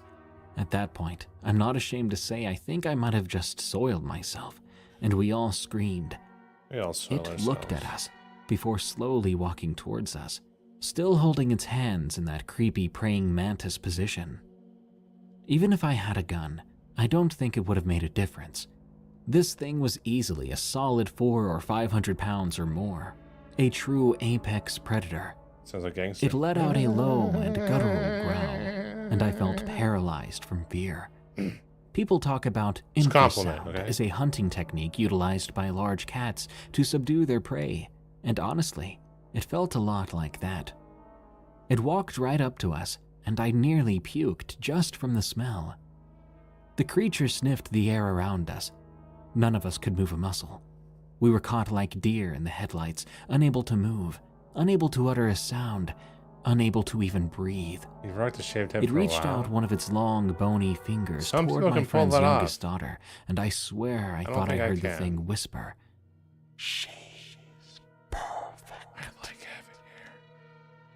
In that moment, something must have snapped in my friend, because he went into action, swiping the thing's hand away from his daughter before grabbing onto its antlers and yanking them to the side, which didn't do much, but it did crack one of the antlers in half. I grabbed the girls, and we were able to slip around to the side, while it let out an evil hiss and swiped at my buddy. But he was quick and darted under its arm, stabbing it in the ribcage with the broken antler shard. I heard the thing scream, and we ran for our lives, because, well, our lives depended on it. This time, You have the I mullet? had his eldest up on my shoulders. Nice. She was around 8 or 9 at the I pull time, out. Oh, so yeah, not you're a super porn star, heavy. though. And with my adrenaline pumping, it felt like nothing. So, yeah. I looked back and saw my buddy running behind us. He swooped up his youngest, and we made a mad dash for the vehicle, which was now thankfully in sight. We got to the car, putting the girls in the back, and hastily strapping his youngest into her car seat before jumping in and revving the engine. It took me a moment to realize we were still in park. I cranked it into gear and threw up a wave of dirt and pebbles peeling out of there. The girls were sobbing and, honestly, I felt like crying myself. We got down to Estes and called 911, but of course no one believed us. They thought it was just a prank call. Not wanting to get in trouble for calling the emergency line again, we drove all the way back down to Boulder before stopping to let the girls go to the bathroom. I'm still processing all of this, even though it happened over 2 years ago. But whatever that thing was, it wasn't a deer. What a bitch. I'm still processing this after 2 years. That's so scary. Shut up. Get over it, you Deer bitch. don't hunt horses. Sorry, that's really rude. From Boulder Equestrian, I'm sure it was 9914. Whatever. I've lived You with gotta horses text that ever when you since go, I but can I never remember, get to see one. and I've been riding since I was about 5 years of age. I live in Colorado. Deer and elk are really common in this area of the countryside, where I often took my horse out for rides. I've only ever boarded my horses at barns closer to the backcountry, It's where there fine. are very few cars, and I would often take my horse, Raj, out for sunset rides in the large fields behind the barn. During those rides, Gotta it was restart very common again. to see small herds of elk or deer prancing through the roads on the other side of the fence, or sometimes even in the field with us. Gotta update 9 drivers. Nothing unusual. Fuck. Just the normal evening crowd along with the normal coyotes and red foxes. Truth be told, for some time I've been fascinated by the mythology of skinwalkers, wendigos, and various other cryptids, but I've never truly I've always believed been in them. fascinated by women. I myself have never actually encountered something of the sort, nor had I heard of any sightings of such creatures, at least not in my particular area. The most dangerous animals in my part of the state are mountain lions and black bears, but usually they stayed far away from people for the most part, unless you were living in the Rockies. Because of this, I never held any fear of being out on my own in the darkness. Horses, being prey animals, are highly acute to any type of danger, so I always felt safe. However, one night in late December, something happened that will forever be present in my memory. This happened several years ago, so perhaps my memory has filled in some spots here and there, but there are some details that I will never be able to forget. Many of the horses on the farm lived out in the dry lot across from the field, including my large black gelding, Rosh. There were even some larger draft horses that resided within the herd of our smaller quarter horses and Arabians. And because of the size difference, injuries were relatively common. One morning I came out to the barn as usual, only to find one of my friend's horses with a set of deep gashes along her flank, shoulders, and chest. They looked relatively narrow, and the entire herd was pretty worked up. Some of the other horses still snorted or flagged their tails in alarm. This particular horse had a bad habit of getting a little too excited, and with Arch, and I assumed she must have run into the barbed wire fence, since there was a small section of it in the wooded part of the dry lot that seemed to have come down. Totally forgot to put it up. The vet was called, and she turned out to be just fine. However, as the days dragged on, the horses grew more and more agitated. You want me to be done? Especially when there were elk or deer around. I was not enjoying this art. was Fine. unusual, since they were so used to having them around so Whatever. often, traveling through the fields. Before long, more horses turned up Fine, with the I'll same continue. deep scratches as the first horse, always on their haunches, shoulders, Guys, so or needy, sometimes even Jesus. their necks. What's wrong with you? For a while, we thought perhaps it had been a cougar or perhaps a starving pack of stray dogs. Those were common around the area, unfortunately, though the wounds never seemed to truly match either of them, which was strange. We could never quite place exactly what was injuring our animals. It was both baffling and very worrying at the same time. One cool night in late December, I was driving out to the barn as usual to take my horse out for a ride. As I made my way up the driveway past the dry lot, I noticed the horses desperately tearing around their enclosure, tails up and heads held high. I looked over to see what might have spooked them, curious as to why they were so worked up, but I couldn't see much at first. I'm going to give up art and get back into true crime. Standing in the middle of the field. I think that's it was the play. a relatively large buck from What do you the guys looks think? of it. I think that's the play. Slowing my car to a stop, I stared at this deer for a few more moments before it raised its head and looked straight at me. After getting a good look at its face, I felt my blood run cold. This supposed deer had two dark, forward-facing eyes, and it was horribly thin, as if I could count every bone in its body. Yet it was much larger than any deer or even elk I'd ever seen. It almost seemed to be staring right into my very soul, and it almost appeared as though its face was more bone than fur. Its front legs were misshapen, looking more like the legs of a dog than a deer. And as I continued to stare at it, the cold fear grew like a cloud of smoke inside my veins.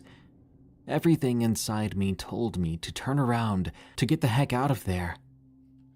Without warning, it turned and bolted through the field and over the small hill that led to the road, disappearing into the growing darkness. I no longer felt safe keeping my horse at that barn ever since that night, and I quickly packed up and moved. I'm fairly sure that that thing, whatever it was, had been what was attacking the horses in the field, but I hoped I was wrong. I moved barns soon after that, and never saw nor heard of anything like that ever again. For several months, I tried to convince myself that it was probably just an elk with chronic wasting disease, a sickness that can make a deer or elk lose a lot of weight and even give them a much more eerie appearance. Cool. Well, not for However, deer, but after looking more into cryptids, I now truly believe that what I saw must have been a skinwalker or something of the sort. Whatever it was, there's one thing I know for sure. Deer aren't supposed to hunt horses. I hope that I won't have another experience like it, and now I try to avoid Hey, visiting that the barn follow. alone at night Get for fear smurfed. of running into something like that again.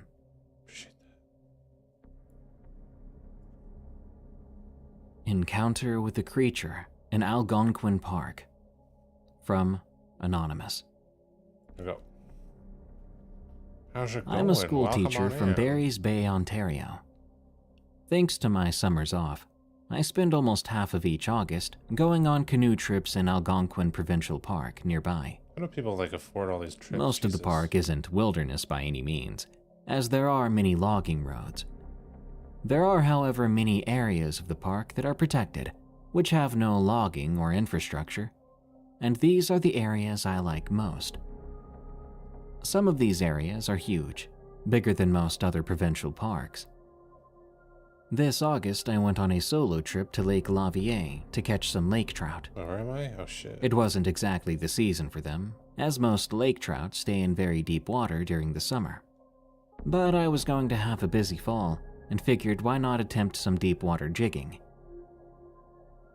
The trip began through the access point on Lake Opeongo, a large lake with branching arms that Alright, act as a let's see popular here. canoe This highway way. for backcountry access. Over the course of a few days, I made my way from Opeongo to Dixon Lake, across one of the longest portages in the park, and up to Lake Lavier. The lake was beautiful.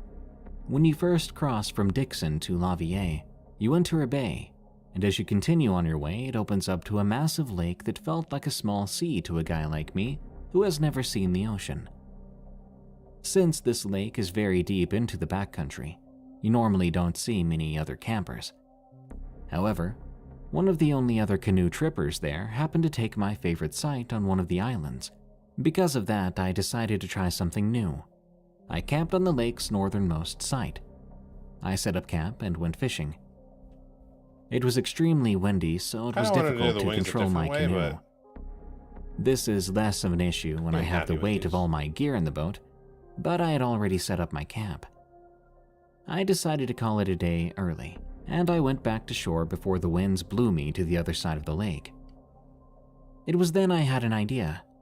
I was relatively close to a much smaller lake to the north of my site, connected by a very short and nearby portage. I grabbed my rod and a few small spinners, deciding to head over there to see if I could catch some perch or panfish from shore. It was getting late then, so I wouldn't be there long. I made my way up the portage only to find it connected to a very marshy area. I went back and around the marsh, which took longer than expected.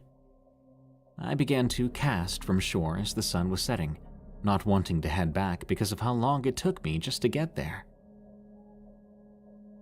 It was getting a little nippy out, so I buttoned up my flannel.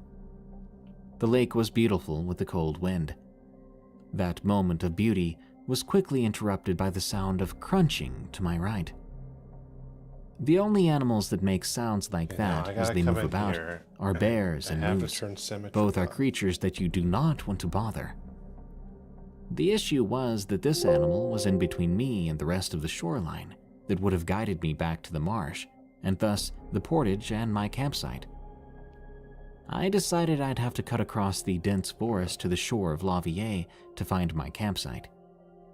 I was glad I brought my flashlight because at this point it was quite dark. I made my way into the woods, and after about 15 seconds, I heard that animal again. I froze in my tracks and went quiet. I heard it continue for a second before pausing itself. When I continued on, it continued with me, but when I stopped, it would stop too. At this point, I was absolutely terrified.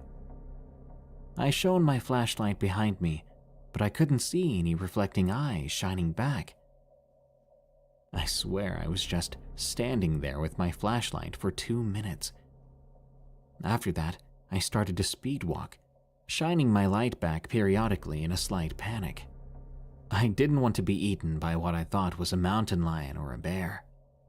I finally tried scaring whatever it was off by yelling. I turned around and shouted as loud as I could, "Back off!" as if I was calling out to someone. My entire world shattered when whatever it was shouted back, "Back off!" It was in my voice.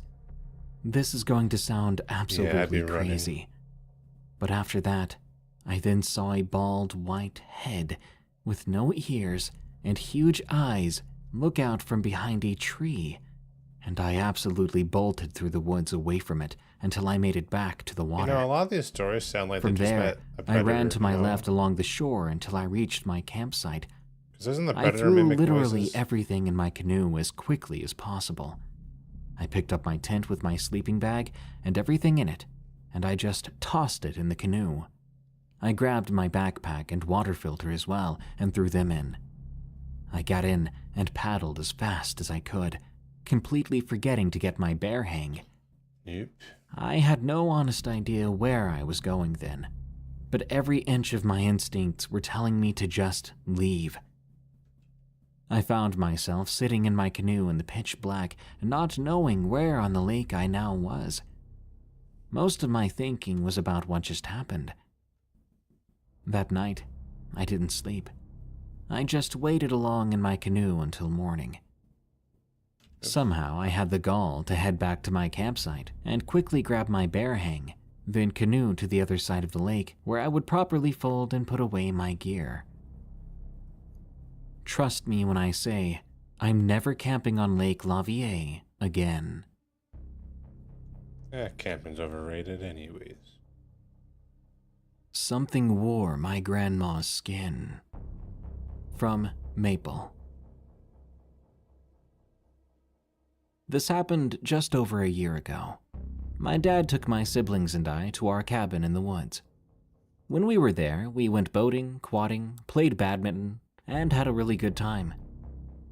Fast forward a few days, at the end of our visit, I began to feel scared, paranoid about something, like I knew deep down something bad was going to happen. I think it might have had something to do with our discussions we had there about skinwalkers, and later remembering that saying the word skinwalker, mentioning it and talking about it, is said to draw them near to you. Well, then stop talking about it. Oh my god, this guy said I it like confided 4 in my times. grandma, telling her I was scared.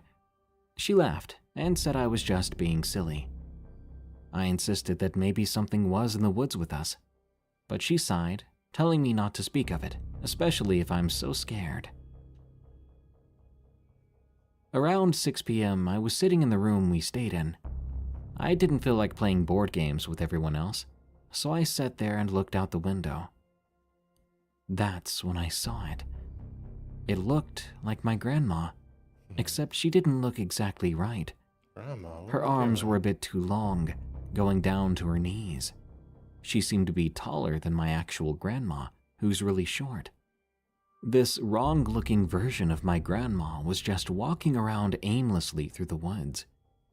Then I saw her walk over to the shed and stand completely still, not moving at all. Reminds me of a movie By I watched then, I recently was horrified. I felt like I had to of a continue suicide watching it, though. monster that mimics people. When I heard someone laugh in the kitchen, I snapped out of it. I walked back into the kitchen with everyone. My grandma was pouring some wine. I asked my grandma what she was doing outside just now and how she got in so fast. But she looked at me confused and said she had been inside the entire time. A sudden sense of dread rushed over me. I ran back to that window, checking outside, and my younger sister, curious, followed me. As we got to the window together, we saw a figure run off into the woods. The two of us thought it would be best not to speak of it, mainly because no one would actually believe us. I'm not really sure what it was, but I think it was a skinwalker. I said its name so many times, and it seemed to have shape-shifted into my grandma, but still, it couldn't get it perfect. This is the first time I'm telling this story. Call me insane, but I do plan on going back to that cabin. I want to find out what it was. I'll even try to convince my family to get cameras, so I don't have to go face to face with it. These damn white people, man.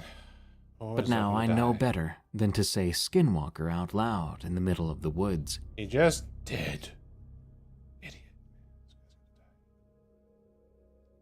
There's something like a skinwalker in Finland. From Kapitan Stark.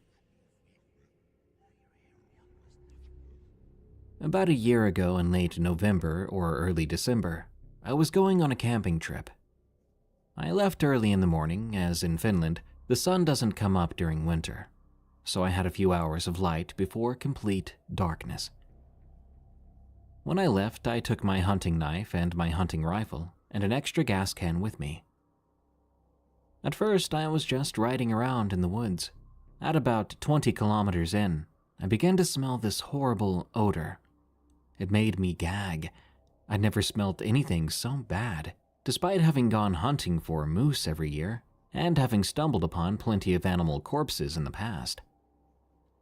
I began looking for the source of this smell, but I couldn't find it. As I continued on, the smell eventually disappeared. I tried not to think about it. A few hours later, I'd gotten to my campsite. After setting up camp, I decided to check the gas in my snowmobile. It was nearly empty, so I began to fill it up with the extra gas can I brought. It was getting even darker then, and colder, so I got the fire going and I began to rest. Now, the area I chose to camp at was a small clearing. I could see all around me quite well if there was enough light. There were thick woods all around me, though, at about 200 meters away from the camp. That's where visibility dropped. After it got dark, my fire was starting to go out, so I ran off to the edge of the woods to get some firewood and kindling to bring it back to camp. I was able to save my fire, but that smell from before had come back. I wanted to leave then, because the smell was so bad. But it was too dark and cold now. If I didn't keep an eye on the trail, I would get completely lost.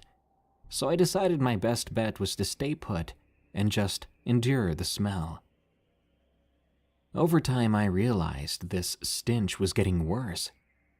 But then the smell stopped increasing, so to say.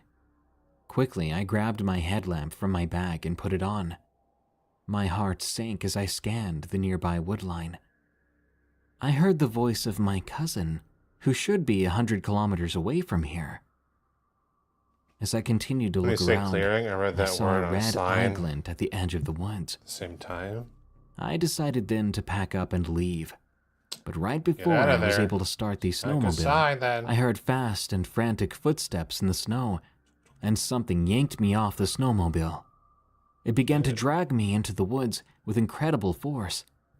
I had my knife on my belt, so I grabbed it, and I began to stab at the thing's hand until finally I struck something and it let me go. At the same time, a horrible scream like a woman and elk combined filled the air. I still had my headlamp on, so I glanced at the thing. What I saw looked to be a half-rotten wolf-like creature running away from me. I was absolutely dumbfounded. It had only been dragging me for several seconds, and yet it had dragged me quite a ways into the woods. I feel like I began running back to the snowmobile. wouldn't let go if you when I made it, with a I began knife. pulling on the cord, hoping it would start. I could just get When it pissed at did, you. I sped off. I went a bit too fast, losing about half of my stuff as it flew off the snowmobile. I still had my rifle, though. I was going way too fast on that small trail, and I began to hear more screaming around me, as if there were more than one of those things.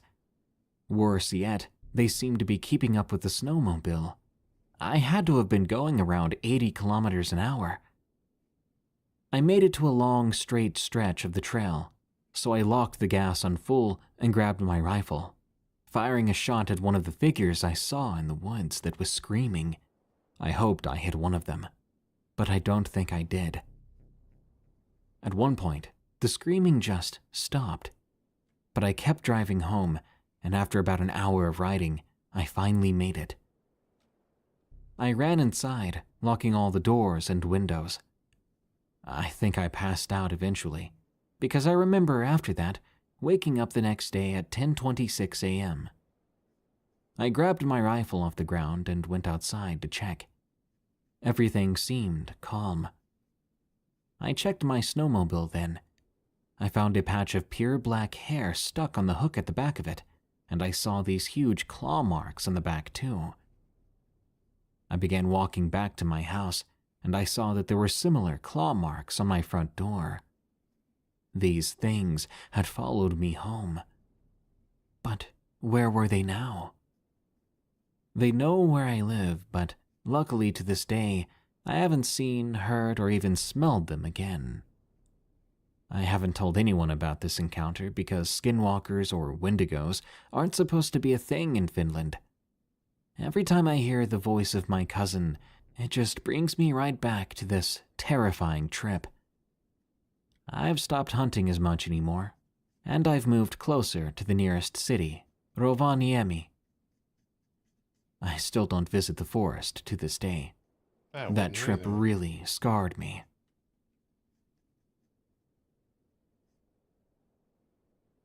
Skinwalker at Scout Hall. From NG Foxy 666. When I was 10, I did scouts with my friend Joe.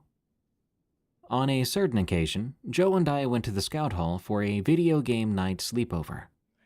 All the kids ate pizza and drank soda while Joe and I just played in the corner. Joe was my best friend. Though our interests weren't exactly the same, we still got along. As it got dark, everyone began to watch a movie.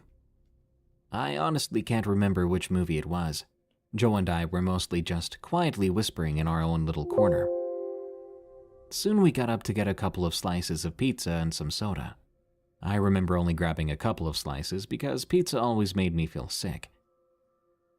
After about half an hour, I started to feel sick anyway. I got up and asked Joe if he would come outside with me to keep me company while I got some cool night air. Now, our scout hall was a wooden cabin near some trees, but there was a highway and a water stream not too far from there. The back door, which was the one Joe and I went out of for some fresh air, was facing the forest. That night it was very cold, but it was also refreshing. We stood outside, talking and looking out into the forest. Joe was telling me something about our friend we both knew, a girl who lives on his street and my primary school bestie. Suddenly he just stopped halfway through. Then he whisper-shouted at me. "Did you see that?" He asked. See what?" I questioned. "That," he replied, pointing to the 3 trees really close to each other nearby. I squinted and looked really close and waited for about 15 seconds. When I finally saw it, a pale shadow darted from tree 3 to tree 1. "What in the world?" I said in disbelief, chills covering me. Then it happened again. It moved from tree 1 to tree 2, then back and forth, going in no particular order. "You saw it that time, right?" Tree 1? Joe asked again. "Yeah, I did. We should head back inside. We might get in trouble if we're out here too long anyway," I said, not taking my eyes off those 3 trees. Joe agreed with me, but we were both high up in the scout unit, and the leaders would call us if they really did need us, or if we were really not meant to be somewhere. The rest of that night was uneventful, until everyone went to sleep. Joe and I lay awake, whispering quietly about our lives. We lived about 1 kilometer away from each other back then, and it was about a 15-minute walk from his house to mine. But it was like we could talk and talk forever. Then, at exactly 11:36, we heard knocking. No, it was more like tapping. Long fingernails tapping every few seconds in a rhythm, Tap, tap, with a tapping. second pause between each Cellar one. door. Tap, tap, tap, tap. At the window across from us, the orange streetlight nearby from across the road made it almost straight out of a horror movie, because we could see the outline of a humanoid shape near the window. After about 30 minutes of just lying there, still as a rock in our sleeping bags in the hall, facing each other's terrified expressions, it stopped. Then we heard what could only be described as feet. 4 bare feet, pitter-pattering away, but yet no blood-curdling scream. About 10 minutes went by, and we were both still frozen in shock, fear, and disbelief. What was that thing? Joe asked, but I had no answer. No words would come out of my mouth. Tears ran down my cheeks, and I just wanted my mom and dad or anyone to get me out of this place. Finally, when I had my voice back, I tried to talk, but suddenly, we heard something from the direction of the forest. I think it came from the stream. A scream so loud yet distant. Needless to say, the two of us did not fall asleep.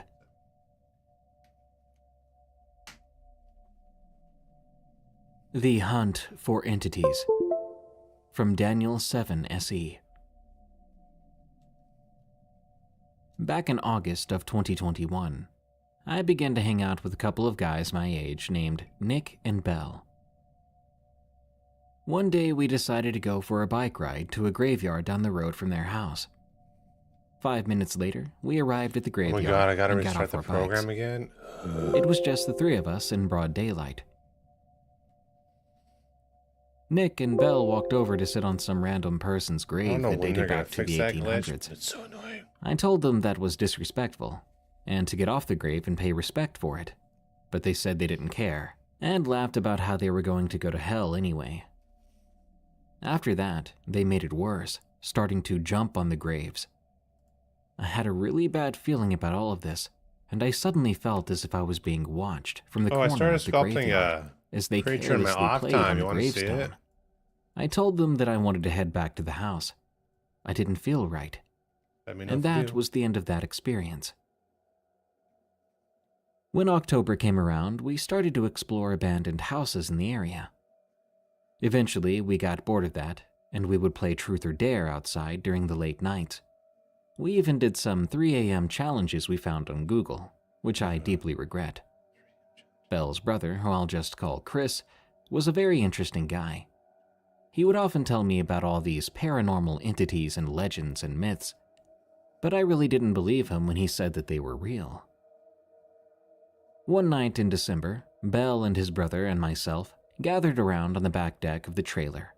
Belle's brother Chris was telling us about a native word that the natives used to summon skinwalkers to their location. He dared one of us to go into the woods and say the word out loud, but we were all too scared to do it.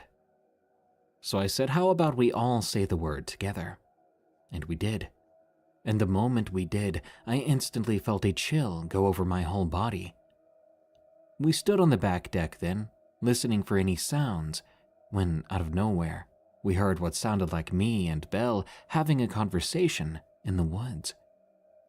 That sent us darting right back into the house and locking the door behind us.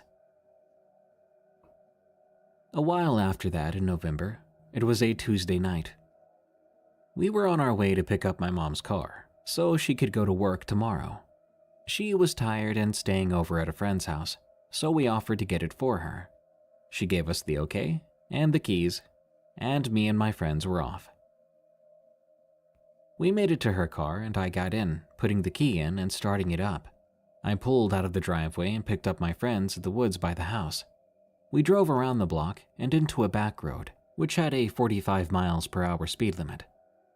For some reason, I was going almost 70. But then, as we were driving, I spotted these 3 deer on the side of the road. There was something very strange about these deer. I almost hit one that ran in front of the car, but as this happened, it was almost like it happened in slow motion. The deer that ran out in front of us seemed normal, but the little one on the side of the road was kind of strange. I saw it stand up on its 2 back legs, and I swear I saw it change from a deer into what appeared to be a blonde girl with sharp teeth. We sped to the house, and we called it a night after that. February of 2022, the weather had begun transitioning from winter to spring. Chris and I decided to go to the nearest field to see if we could catch a glimpse of the thing that's been following me on camera. I brought with me a knife, a baseball bat, and a GoPro. Chris had a BB gun and some crappy headlamp. We soon found ourselves in the field down the road. We went into this bush and picked a spot to hide and wait. Several minutes went by, and it seemed like whatever we were looking for knew we were looking for it. What I experienced that night I'll never forget. As the two of us were sitting in some bushes under the trees, we heard what sounded like 20 deer running around us, like something was trying to get at them. And then, once that noise stopped, we heard what sounded like a huge bird flapping its wings above the tree line. While we were listening to that, I pointed out that something was coming at us from deeper in the woods. We heard breaking branches and trees being pushed over. Chris and I, beyond intimidated and terrified, booked it out of there. Once we exited the woods, all the noises just stopped immediately. The woods were as quiet as they were before we got there. We decided to call it a night, and we went back to the house. As we left that field, I glanced back up into the tree line, and I saw these 4 glowing orange eyes looking back at us. Chris said to just act as if we didn't see anything. We were walking down the street, and I turned to look back, and I saw this lady in a dirty white dress. I pointed it out to Chris, and he stopped to look too. As we stared on, the lady in the white dress made a terrifying scream and began to sprint at us. Luckily, we made it back to the house safely. Told you. Who knows what would have happened to us if it had caught us? I'd be dead. Obviously.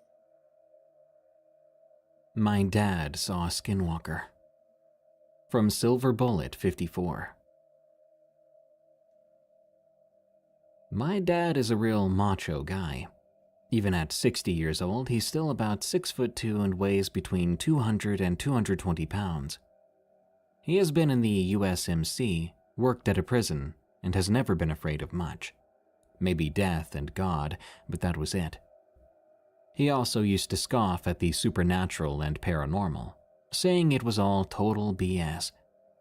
But his trip to Dayton, Ohio, changed his mind. While he was in Dayton, he decided to just stop at the first place he could away from people, since traffic is one of the things he hates. When he did, he got out a horse blanket and pillow, curled up in the bed of his truck, and went to sleep. It was a warm and clear night, so it was quite relaxing. While sleeping, he was suddenly awakened when he felt something bump into the side of his truck.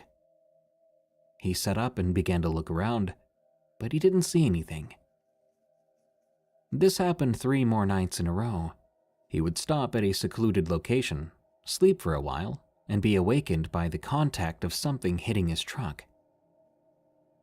Fed up, he took out a camera and tripod he had with him and put it up right next to the left side of his truck, since that's where all the bumps were coming from. He pushed record and went to sleep. I'm supposed to be asleep. I gotta meet up with a grandpa in the morning. He decided to check his camera. Oh, that's amazing. He watched for hours and saw nothing until 3:30 a.m.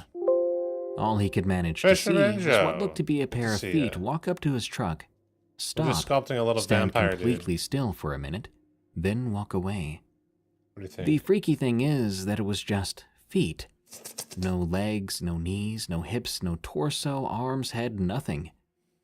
He searched around the area, but saw nothing out of the ordinary. Kind of breakfast. On his last day, he stayed up all night thanks for to that Monster dick. energy drinks and a fervent desire to know what the heck was going on. At 1:15 a.m., he heard something walking towards his truck. He looked up, and he saw something that sounds even worse than anything I've seen myself. He said it was at least 10 feet tall, with black hair or fur, with red eyes. He thought he had to be dreaming, so he tightly shut his eyes for a moment, then opened them. He felt like he was right in front of the creature.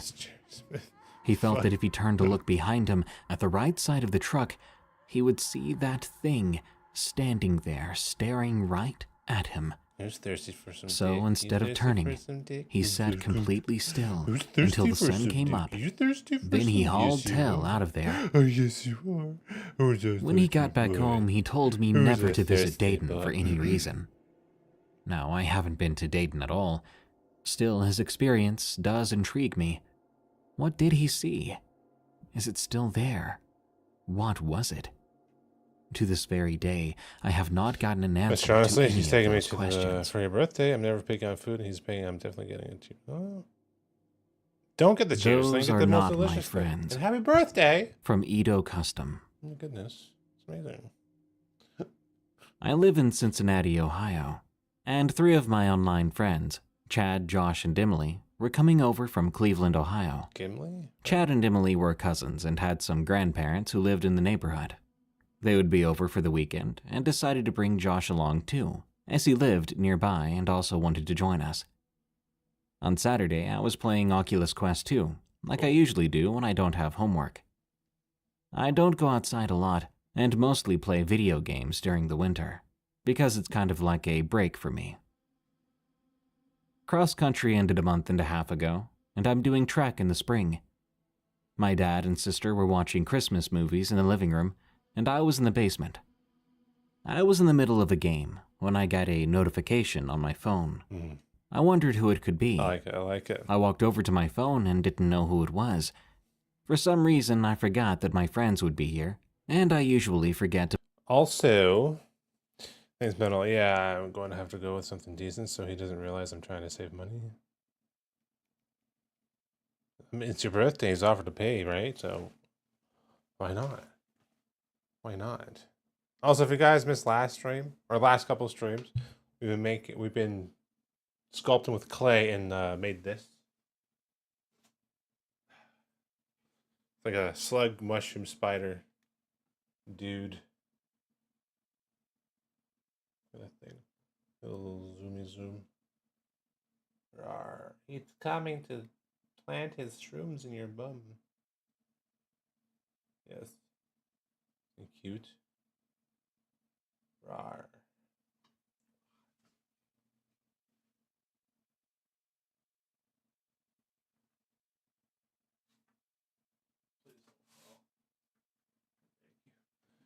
I worked semi-hard on it.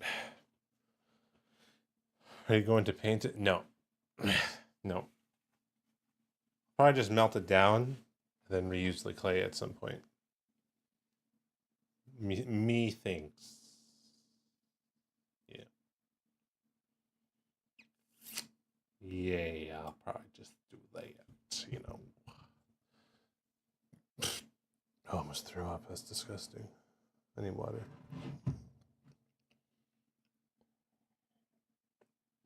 Now, if it was made of like polymer clay, I could throw it in the oven. I could bake it, harden it, and then paint it. But with monster clay, when you warm it up or heat it up, you melt it. So in order to create a copy of that, I'd have to make a mold of it and cast it in resin, or I could probably 3D scan it, bring it into my program, clean it up, and then 3D print it when I get a printer. Billy hasn't even said hi to you? Can I see him? Billy? Who's Billy? Billy, say hi. I'd like to play a game. No, we're not playing any games right now. I'd like to play a game. No, stop it. Silly bastard. We're not playing a game. Billy, say hi. You can't see him. God damn it. Need a Billy cam, maybe. There. Said hello. To put contacts into my phone. Hola. But the text said, "We're at the door. Come on out." Okay. I was confused and went upstairs, looking out the window when I saw Also, them. this is what I've been working on in my I off opened the door, time. came out to greet them. I call him Then Scully. we walked around the neighborhood just talking and messing around. It felt weird because usually I talk to them on Discord and FaceTime. Blobby It was creature nice to thing. hang out and meet Josh in person. Yeah. I met him a year ago, and we've been friends ever since. I had met Chad in person a few times before, so it wasn't as weird as with Josh. I've known Chad since I was 10, and Love the he's probably fangs. one of the Thank best friends you. I have. It was very awkward to see Emily again in person, because a few weeks before this, we broke up, but we're still friends. We were talking and hanging out until 8:30 p.m. Okay, Then now we had need to go do and eat some dinner. super texturing. I went back home, and about an hour later, I went for a run. Right, up. Now, I don't like going on runs, but my dad makes me Okay, do I'm it. gonna up it. Hopefully things don't crash. That's when stuff started to get weird. When I was almost done with my 2.5-mile run, I was happy Oh, with my God, time. it's and almost beat 47 my personal million. record. I was walking up the Polygons. driveway when I saw this dark figure at the bottom of the hill in my backyard, which is connected to the woods. Surprised my computer hasn't blown up yet. The figure looked to be about 6 feet tall. At first, I thought it was Josh, who was 6'1". Right. I called out to him, "Hey!" Then I froze. All of the limbs on that shadowy figure began to twist. What have you been up to, and I could hear an G5? audible and How's loud streaming been? cracking sound. It sounded kind of like when you crack your knuckles over and over again. Immediately, I bolted for the door and locked it behind me. I remember suddenly getting cramps because I just finished the run, so my mad dash to the door made me cramp up. I thought you said My cramps. chest and legs hurt too, and my heart felt as if it was about to bust open. My dad walked up to me and asked if I was finished with the run. I told him that I was, and I walked upstairs to my office, sitting down at my computer. Look, I didn't want to tell him about the thing in the backyard, because it would sound so bizarre. So I took my mind off of it by playing video games with two of my other friends, Ben and Seth. We stayed up until around 2 a.m. playing online. I did tell them about the encounter, and of course they didn't believe me. I went to bed after that, and I woke up only a few hours Again, later. I haven't been live as much as I should. It's been mostly Nothing weird grinding happened Street that Fighter night in except secret. for a bird Should hitting grind my that window. live. My dad and sister had to leave to do something. Or unless that you enjoy morning. that. I You're forgot not what it streaming, was. that's cool too. I wasn't paying much attention because I was still focused Thanks, on what happened Fisherman. the previous night. How have you been, man? What have you been up to? About 20 minutes after that, my friends came back. I told them what happened, and surprisingly, they believed me. Chad then reminded me about something else that happened in my backyard. It was about 2 years ago. Chad was over. The two of us were hanging out in my backyard, looking for an albino squirrel my dad said he saw earlier. We looked for a few hours until we actually found it. When we saw this squirrel, we were amazed. We'd never seen anything like it. An all-white squirrel with these red eyes that looked like tiny red buttons. The squirrel looked at us, and instead of running away, it just stared at us. Then the craziest thing happened. Its head just kept twisting and I twisting. always end up waking up at a before weird it time, so I fell end up off the sleeping a tree. lot. We looked down where it fell, but all we found was I mean, blood. sleep is good, right? No squirrel. I thought it was so weird. The memory of it just felt more like a dream.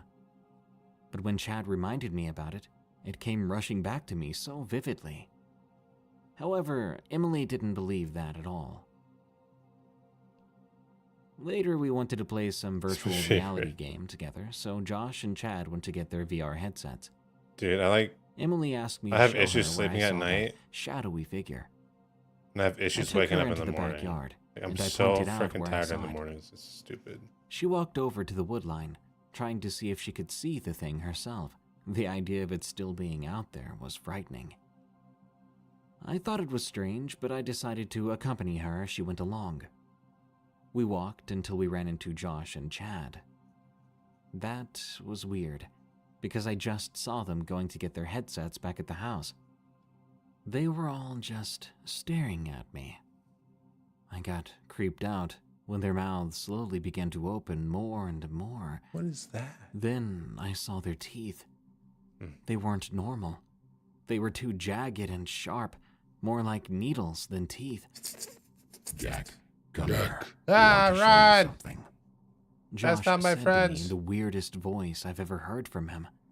I told Emily we needed to run, and together we did. Behind us, a loud, ear-piercing scream filled the air. We heard them running after us. Strangely enough, their feet sounded more like horse hooves. We ran up the hill, and just as we got up there, Josh and Chad were back. At first, I was horrified, but when I realized they were startled by us, exercise or I knew fire it was one up. them. I told them what Sounds Emily awful. and I saw. Exercising part. I Firing looked it up. back down at the Sounds things I pretty thought to be sweet. Chad and Josh before, just staring at us from the woods. When I turned back to the real Josh and Chad, I could see them paralyzed with terror. They were not looking at the monsters. They were looking at me. Jack, what do you mean Emily was with you? She's not here. I froze. Who was with me in the woods? I looked back to where Emily was, and she wasn't there. I turned around and looked down at those things, and she was with them, standing right next to them. Emily. I saw her head begin to twist, Emily. just like that squirrel a couple of years ago. Jenny. We ran inside my house, locking the door. I I'm began to good. wonder, Finally getting who had I everything been in this talking thing to called out life there? back in order. If Hey, I'd Emily love to hear wasn't that. here. Good for you, man. I know it wasn't just me because Josh and Chad were talking to her too. Can't believe But I when would asked go them to the about gym it, at 2 a.m. They said it was What's just the wrong three with of you? us out there. We looked back out Some the Master window. Doo-Doo? Have you We seen could that? see them running back into the woods. I have not seen that. What the hell When is we that? thought it was safe, we walked back to Chad's grandparents' house nearby, just in case Josh grabbed a knife. Once there, Emily came back with Starbucks. She looked at us confused, wondering what happened. What's wrong, guys? What happened? Why do you guys look like you saw a ghost? She asked. It was worse than a ghost. We explained we saw these things that looked like her and Josh and Chad. What she replied almost blown made up me sore recently? myself. Well, to be Can't honest, say I have, I man. swear I saw someone that looked exactly like you, Chad. Can't say I have. But they were way too tall, and their face looked as if it had been burned. This person stared at me through the window of the car as we drove home. Chad's face looked even more pale than before after hearing that, and they left a bit early because of this. What's it? What is I've talked to them a few skee-bitty times since toilet? these events, and we tried to tell our Is other it like friends, poop? but no one Sounds like really some- believes sounds like us, poop. except for a friend named Adam. Because apparently, Adam said that he saw something like that himself. Oops. Something that imitated his younger brother. We haven't bothered to tell anyone It's else. too much, I think. A few days ago, Josh, Adam, and I looked into it a bit more, and we think what we saw might be a skinwalker. But we can't be sure with something like this.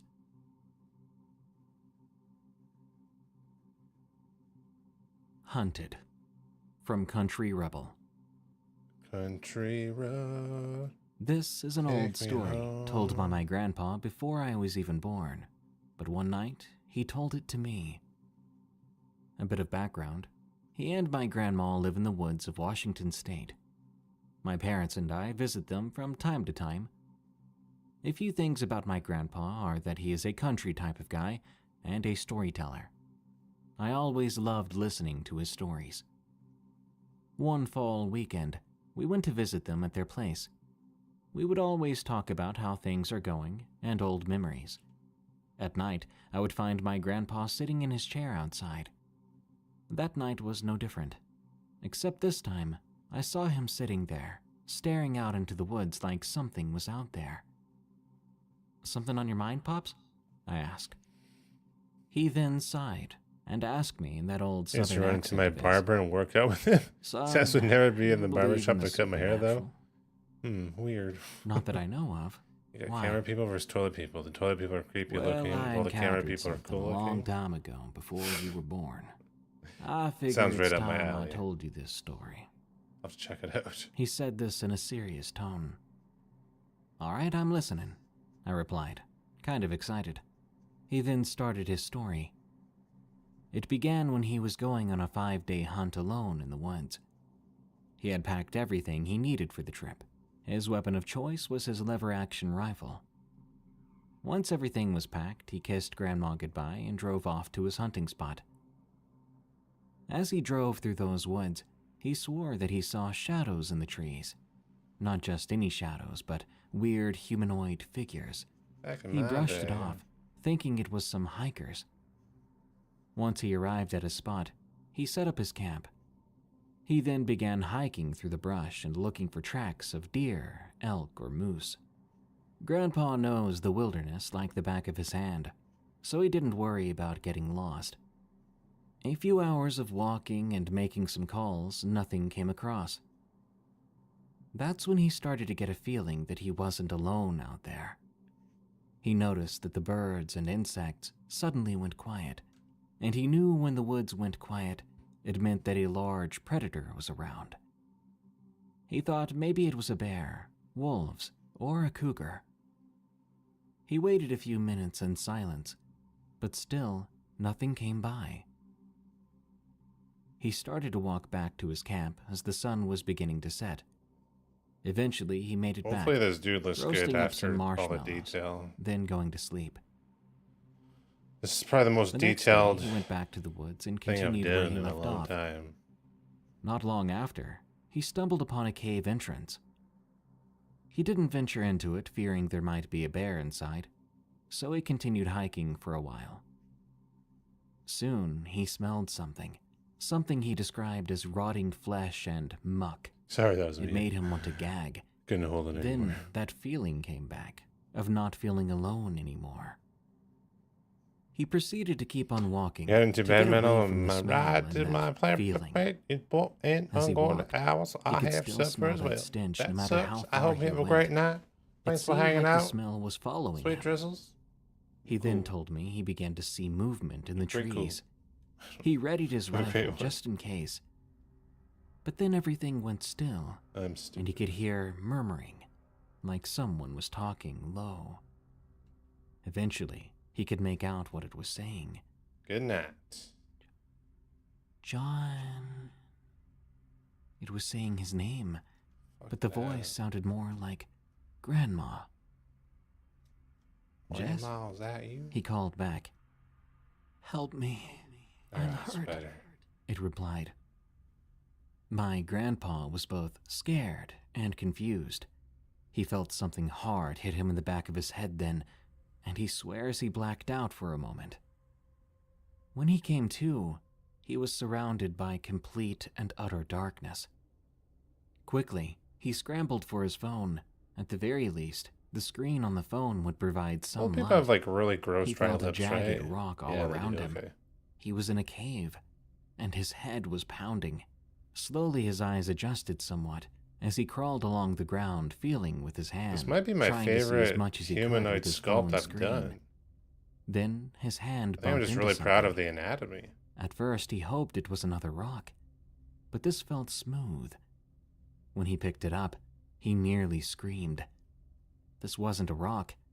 It was a human skull. He began to look and search around more, finding untold numbers of bones, not just animal bones, but human bones too. He had never felt more horrified. He then heard a screeching sound. It didn't sound like a Good man, night, Pink. I love only you. partly. The rest of that scream sounded like an elk. He was so scared, he needed to find a way to defend himself. Luckily, he found his rifle. He grabbed it and hid behind a large outcrop in the side of the cave. He began to hear heavy footsteps approaching the cave. He took out his phone, trying to make out what it was. Then he saw it. It was no ordinary animal. He described it as looking human, but whatever it was appeared to have not eaten in months. He could see its bones through its skin. Its arms and legs were so long and thin. It had hands like a man, but its fingers ended in claws. He swears he saw something like a bony tail. Oops. As for its head, that looked more like a deer's skull, with sharp canines at the front of its jaw and human-like teeth at the end of it. There were antlers on its head, running down its back, and its eyes seemed to glow in the darkness. He had no words to describe what he was feeling then. The thing spotted him soon enough, and my grandpa fired at it. The creature began to screech in pain. It jumped on him, pinning him to the ground and opening its maw. That horrible smell came out of it. My grandpa then latched on to one of its large fangs and yanked until the fang came out. With one rapid movement, Grandpa stabbed the thing in the eye with its own fang. You go, It Grandpa. fell backwards, but my Nice. grandpa followed through, jabbing the thing more and more until it stopped moving. Only then did he breathe a sigh. I always of want the relief. creature to win. They He never made his win. way It's slowly and steadily to the entrance of the cave. so upsetting. Then he made his way back to camp, packing everything and making his way home. When he got back, my grandma saw him in a complete mess. She tended to his injuries while my grandpa told her everything. She was in shock. When he finished telling his story to me, I asked him, "Whoa, so you really killed it?" He then pulled something from his pocket. This is all I brought back with me that day," he said. He gave it to me and told me that that was its fang. "Well, did you ever find out what it was?" I wondered. "Well, son, I did learn its name. Some folks call it the Wendigo, and I'm not the only one who encountered one. Poor souls who are unfortunate became victims of that creature," he answered. Surprisingly, I believed him. Word of advice to you: don't go following voices in the woods. Right, where's my... Especially the ones you know. Where's my brushes? And listen to your instincts, because it might as well save your life. You hear me? I nodded quickly. After hearing my grandpa's story, I had many thoughts running through my mind. But if I find myself in the woods, I'm going to recall that advice. Never follow the voices. Follow my instincts. Understand that I'll never know if I'm being hunted myself. The Pinion Skinwalker. From Sienna. That is not what I wanted. Almost a year ago, I used to live in a somewhat isolated little neighborhood that was in the high desert of California. I lived on a dirt road, and since the homes were so spread out, wildlife wasn't an uncommon thing. You would see rabbits, coyotes, snakes, and on rare occurrences, deer. Once you've lived there for a while, you get used to the animals roaming around during the late hours of the day. I'm Native American, so most of the time I actually enjoyed seeing the wildlife so close to home. But I always 2 have a.m. known of a Hey, creature Arnold. my tribe refers to as Skinwalker. I'm not even supposed to say that word. Remember Hey Arnold? Hell But yeah. it was typed, so hopefully there's no bad omen. This was awesome. That creature is what I think I saw in this encounter. The house I lived at had a very large backyard and a driveway made of gravel mixed with dirt, leaving a lot of open space to look out from. My room was at the front of the house, and every night if I had my window open, I would find myself staring out to the front gate of our driveway. It was very quiet every night, unless you heard coyote howls. There was a lot of strange things up there, and I wasn't the only one who experienced some of them. My boyfriend and my mother did as well. My mother has her own story, but I'll be telling mine today. At the time, I was homeschooled.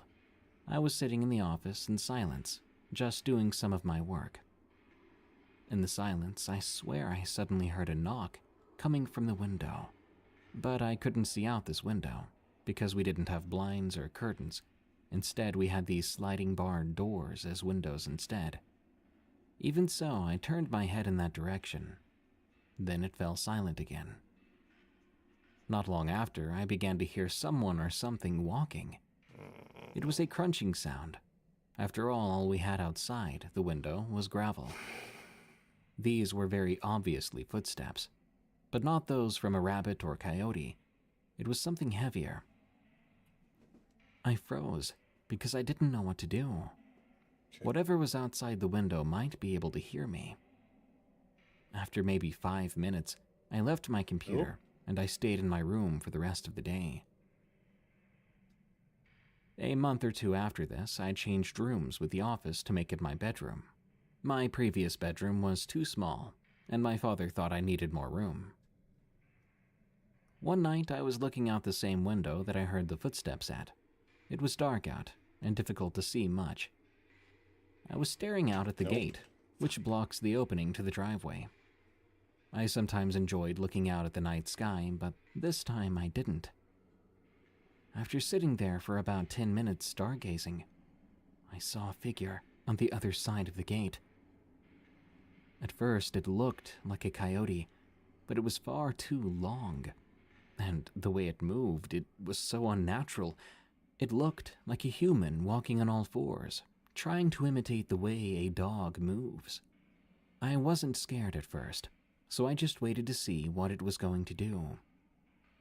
For a moment, it was just walking past the gate like a normal coyote or dog, but then it turned its head to look at the house, and I realized it was now looking at me.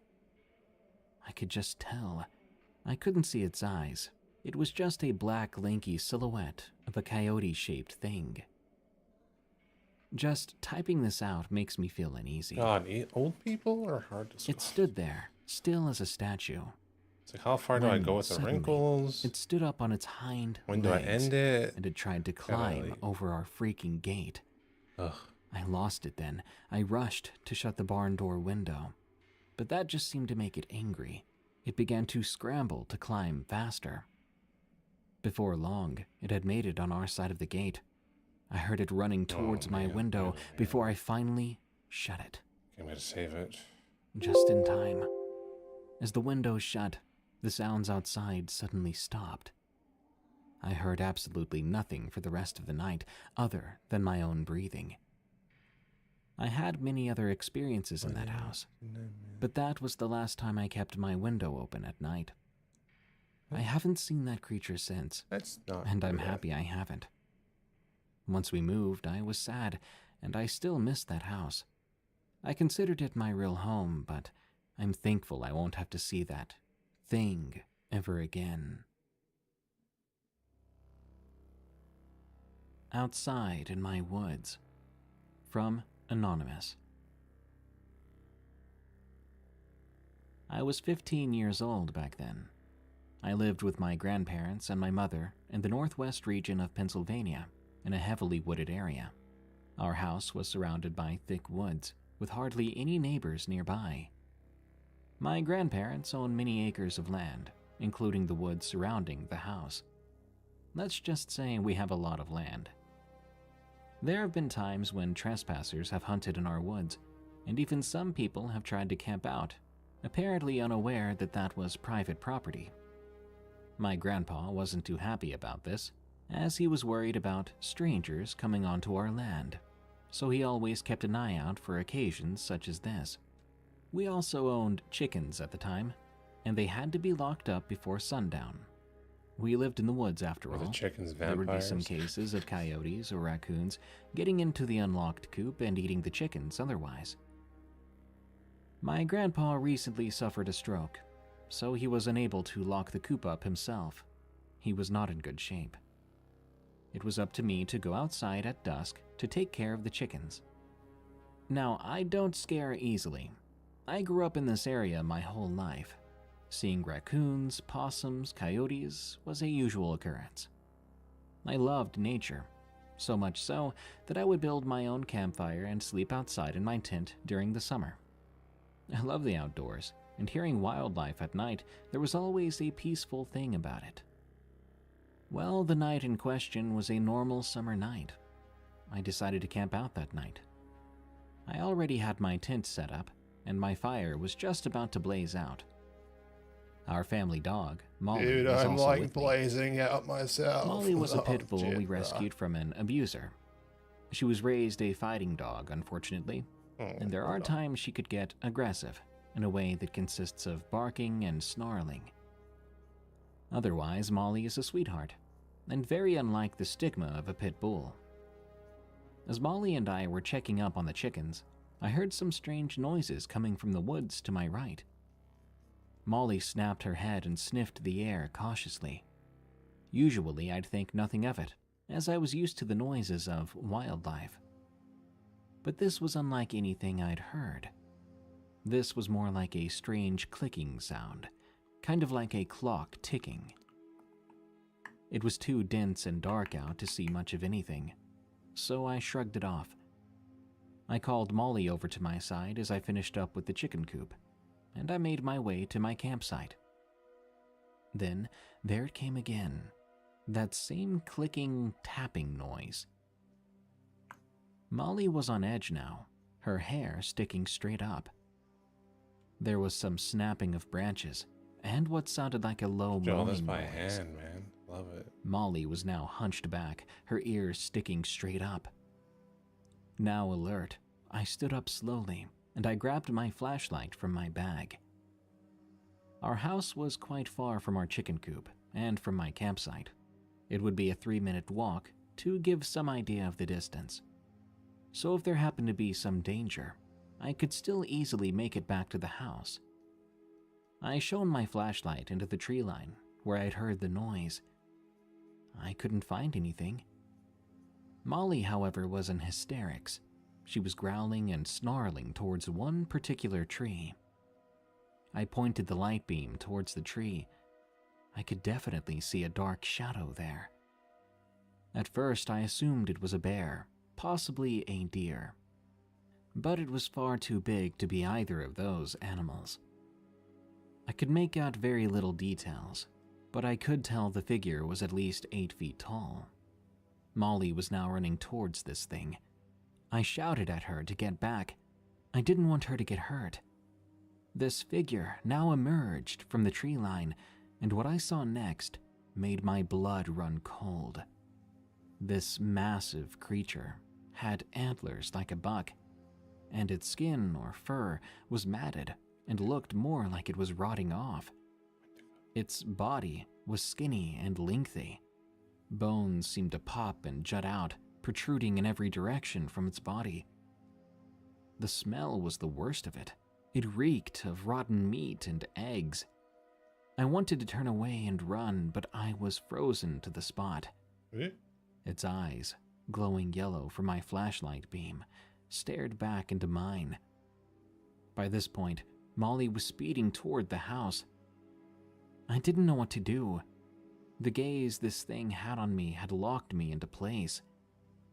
I had never been so scared. This fighter dog's I've running never seen away. anything like it before, fucked.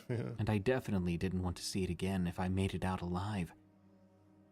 It suddenly made a jerky, awkward step forward, and that's what shook me from my stupor. Right in that moment, I turned and hauled tail back to the house. I don't think I've ever run so fast. My grandma was already opening the door, letting Molly back in. Once I made it back to the house, I was breathless and shaking, but I was safe. Judging by the sheer terror on my face, my grandmother nodded her head and said, "You saw it, didn't you?" Of all the years I have lived here, I'd never heard or seen something like this. My grandpa never told me stories, nor did my grandma. I think they were trying to keep me from being scared of nature. Are porous. After this, it did take me a while to want to go back out there to camp. And I will admit, I'm still scared to close the chicken coop at night. I think what I saw may have been a skinwalker. And from what I've heard, they do seem to lurk about the northeastern part of North America. It may not be a climactic story, but it was something extremely terrifying to witness in person. The Wichita Wendigo. From Sundowner. Have you ever wondered what goes on in the middle of the night in the Wichita Mountains of Oklahoma? I was a teenager at the time, maybe 18 or 19. I love the outdoors, always have. I spent every moment I could. Gotta restart the exploring program Colorado and the Rocky again. Mountains. What? What's happening? At that age, I had nothing really going for me. It's fine, it's fine. I was never interested in school, so I naturally joined the military for adventure. In my time growing up in the Rockies, I'd learned of many types of native folklore, and I'd learned about the Wendigo and the Skinwalkers of the Navajo. Anyway, I usually was have wrist stationed pain, at but I Fort didn't Sill notice that in I have Oklahoma none. at the time. I'm wearing this like Now, patch. everyone in the army always makes jokes about seeing That, the ghosts of former like, servicemen THC and women CBD at night patch. on post. It was always, "Did you see Lieutenant Otto on the side of the road What's up, last Red? night?" Fucking Or love something you along too, those man. How lines. you do? How you do? Everyone on post kinda just laughed it off. But my story was different. I was on a week-long field problem, training. It was the first day. We had just finished setting up the howitzers, and we were getting ready to bed down for the night. Making a I vampire. enjoyed field problems because they gave me an opportunity and an excuse to walk around the woods at night while I pulled guard for everyone. I always found myself in a better mood walking around. That night I found myself whistling Colonel Bogey's March as I walked through the thicket. Once I had stepped into an opening, I stopped to enjoy the scenery. And after a few minutes, I heard Project coughing right now, approaching making me. a proper rig for the default I didn't ZRush think command. much of it. Cool. I assumed it was the chain-smoking corporal who was pulling guard as well. I Burn called the out, midnight oil. "What's the I word, love it." Corp?" Then, in this cacophony of voices and animal sounds, there came an echo. Corporal. The corporal is here. Yeah, fuck that. No. I froze, slowly turning around, shining my headlamp onto this thing, looking at me from maybe 20 feet away. This figure was dressed in a tattered uniform, from what appeared to be around the time of the Vietnam War. Its face was this horrifying mash of human and God, bear. that's a crap. Its cold reddish-brown eyes looked right back at me, studying me. I looked down and read the name on the uniform. Thompson. I stuttered out, "Who are you?" I tightened the grip on my carbine, and I heard it cough back. Thompson. Whatever it was, it seemed intelligent. Without losing eye contact, I pointed to my left, towards the old parts of the post. "The corporal is at post," I said, trembling, trying to maintain my tone. Almost instantly, it screamed. My red light on my headlamp began to increase in brightness. I panicked, my legs beginning to move me backward as I kept eye contact. It still stared at me. I spent so long just backing up away from it. Eventually, my red light had lost its grip on the creature. I turned around and bolted to the Humvee my corporal was leaning on, smoking. He asked what was wrong with me. Slowly, I set my M4 on the hood as I tried to explain what had happened. He watched the woodline as I told him. He looked back and said, "Specialist, Is that what you're gonna go wake do, the Red? next shift, and don't go into the woods." Don't go into the woods, motherfucker. I went to wake the next shift. As the corporal moved the Humvee between us and the woods, I looked at him, and he looked back with a sort of, "I know, me too," look. He mounted the turret, and I crawled into my sleeping bag. I began to question what I'd just seen. It echoed in my mind, that same voice. Thompson. For the rest of the mission, I looked at that woodline, and I swear every time I saw those eyes staring back at me. I'm no longer at Fort Sill. What's up, thankfully. Christian? Johnny Rage. I've always questioned what I saw. Woo! How you doing, Was man? it a Wendigo, a skinwalker, a demon, or just my mind? I really have no idea. I wish I'd never seen Thompson. And I hope no one else has to see that. The Whistler in the Woods. From Sleepy 3. This story happened rather recently, to me and a group of friends on a night hike in a nature preserve in Illinois. I'll keep names and specific locations private for all involved. One Saturday, it was a particularly warm day for early March, and my friends and I decided it was a good idea to go on a hike around 4 o'clock. I was with 4 friends, A sister B, and our friends... Jesus! Johnny Rage here. Woo! Do you wake up every morning feeling inadequate? Sometimes. Maybe sometimes, yeah. Are the women in your life friend-zoning you? No, I am good with the... Yeah. You know why that is, don't you? Because I'm not putting myself out there? Because you're weak. You're pathetic. What's with the negativity and yelling? Shut up, dweeb. And your muscle mass? Yeah, I think I'm pretty muscular, I think. Trick question. You have none. But don't worry. Johnny Rage can help you out. Introducing Hump Juice. hunk juice? The award-winning juice made by hunks for the weak. Squeezed from the pecs of 1980s action heroes. Fermented and stored in an oak whiskey barrel. Hunk juice! That doesn't sound very appealing. Shut up, dweeb! One sip of this. We're turning from weak into a hunk that all the babes want to get with. Now drink up! Oh. I feel good. I feel really good. That's what hunk juice does. It puts a little bit of a hunk inside of you. Hunk juice! And keeps it growing. And growing. And growing. I feel amazing! Until the hunk can no longer be contained. Whoa! I'm a hunk! You sure are. It's like looking in a goddamn mirror. Hunk juice. Turn that small dick energy into big dick energy. Now, in pineapple flavor. Hunk juice!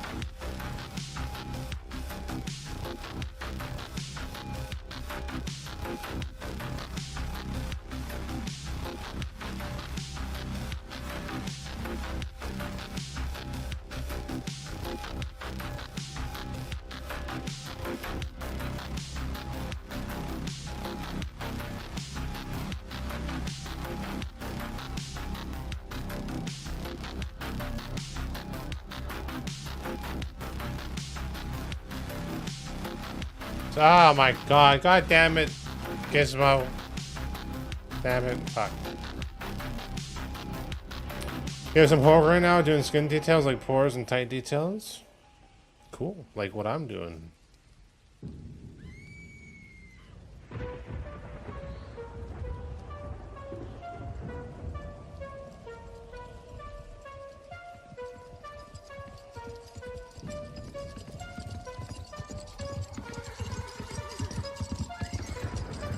I don't think bat wings have pores, so I'm just gonna kind of like leave it like that.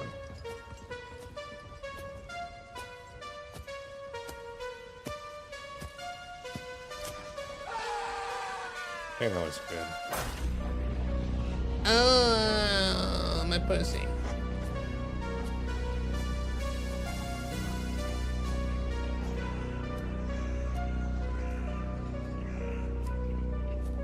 No, I muted my mic to fart, and I forgot I muted it. So, yeah.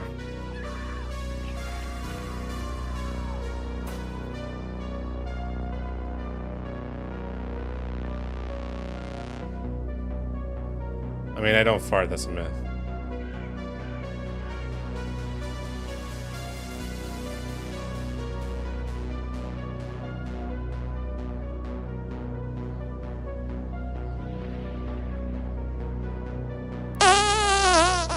Exactly.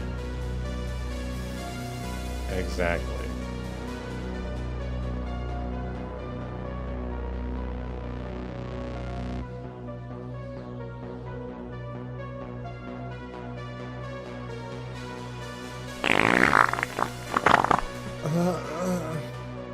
Oh, I need a diaper.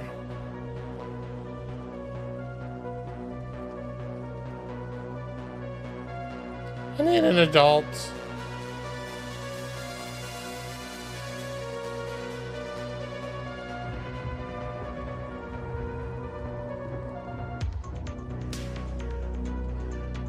When did that happen?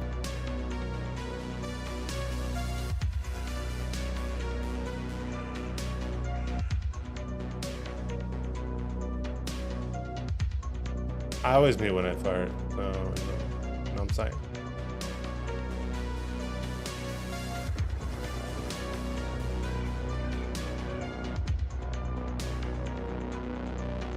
Let's just do like a little spray. Oh man, I should have like. No, like that almost.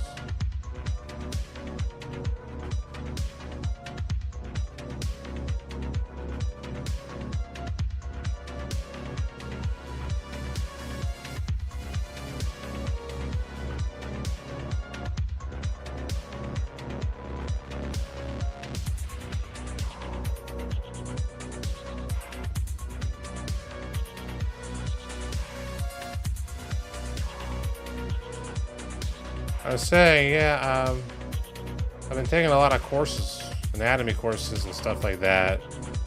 Mainly focusing on the face. Trying to get better at faces. But I think they've been paying off.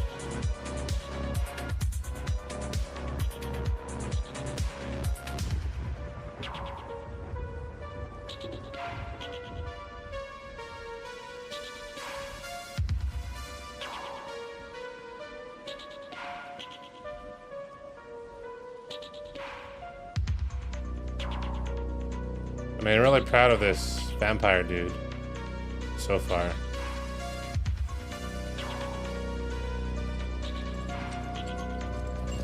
Got wrinkles and skin details locked. Thank you.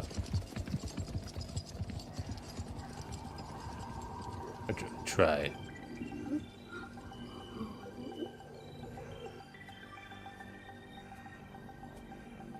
So bat wings, I think I'm just gonna go with these striations here.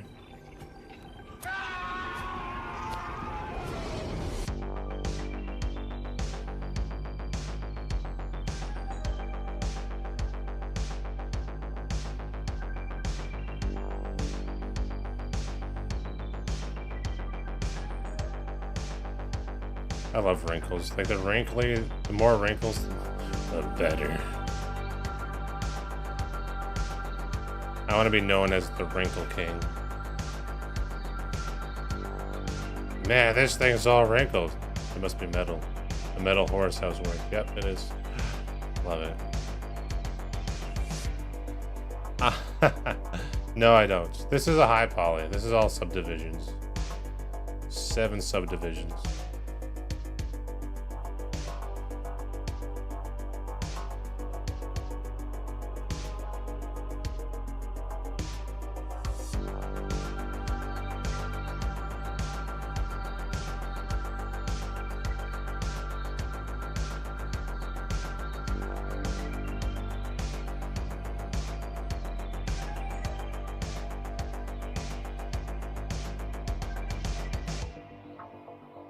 Oh yeah, still subdivisions.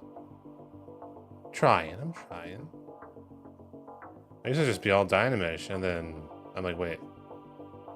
Subdivisions give you such a smoother, cleaner look to it. So.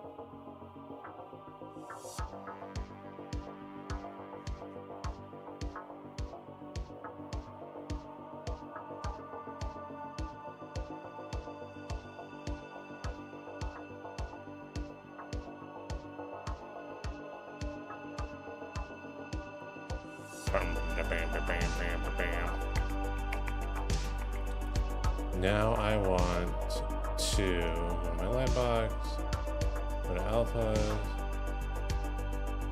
Hell yeah, it is. Love Rush.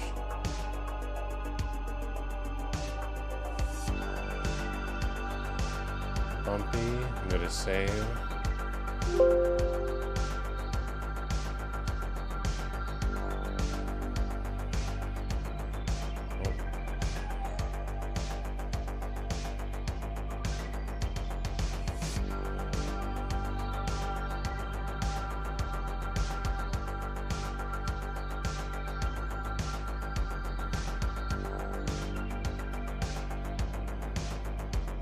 Well, I can turn it. Hang on.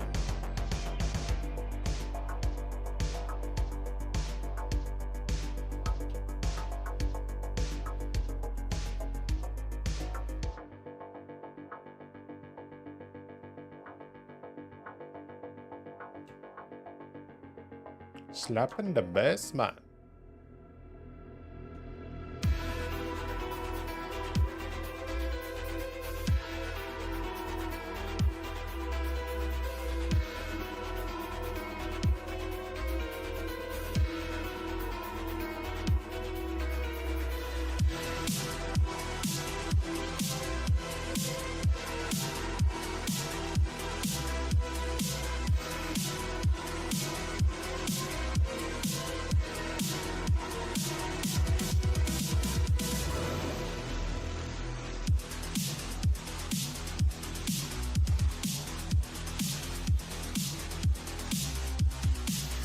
Seen Rush 10 times? Good lord. Now they're done, hey? Since the death of Neil Peart. Hurt.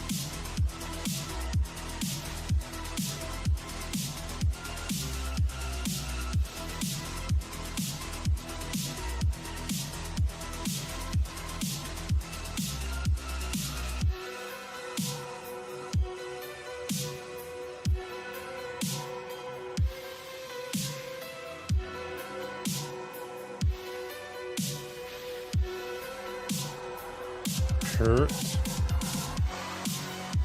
I always wondered.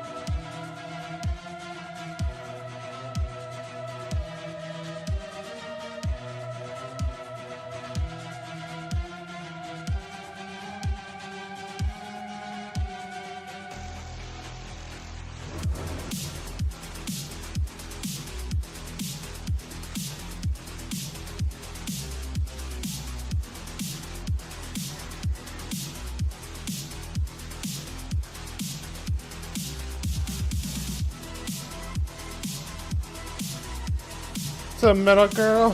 What's up, Booger No? How you go?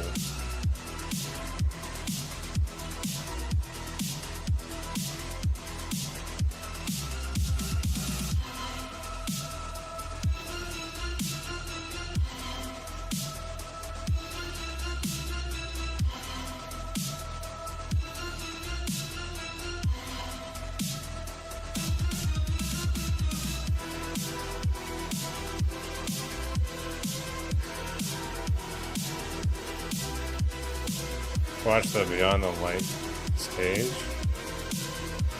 I have not seen that. I'll have to check it out.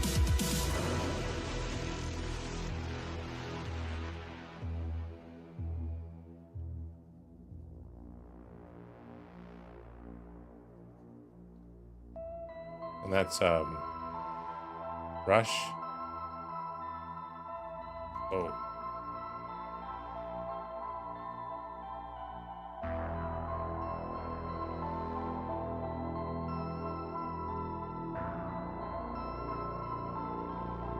Oh, I forgot about this fucking part.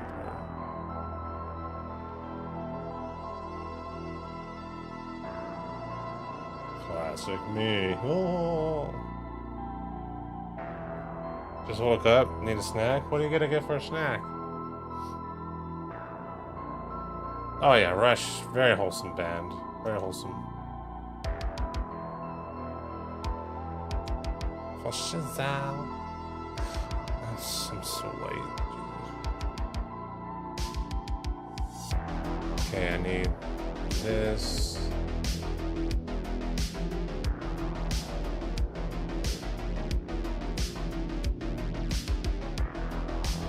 Go back to this.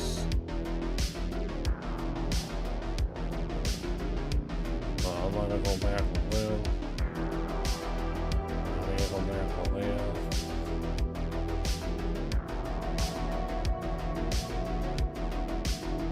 Like to do is turn off symmetry, go to something like this. I do a drag rack. Don't turn off.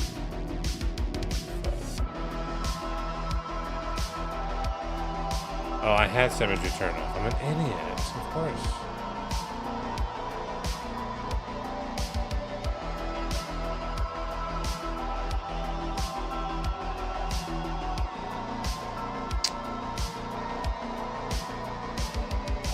I'm thinking, what's my favorite Rush album?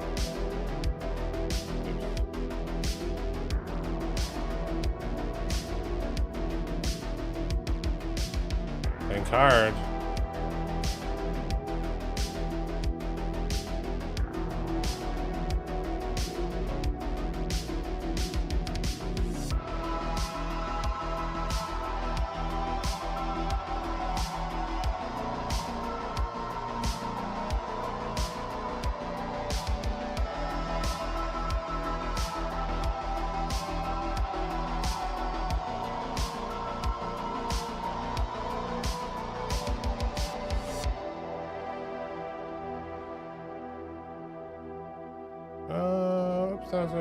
It looks the fucking same, whatever.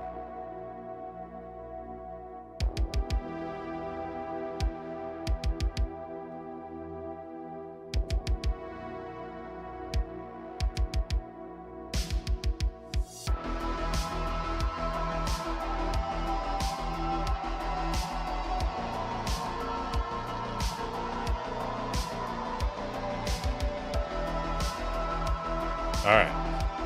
Symmetry. Off. Drag rack.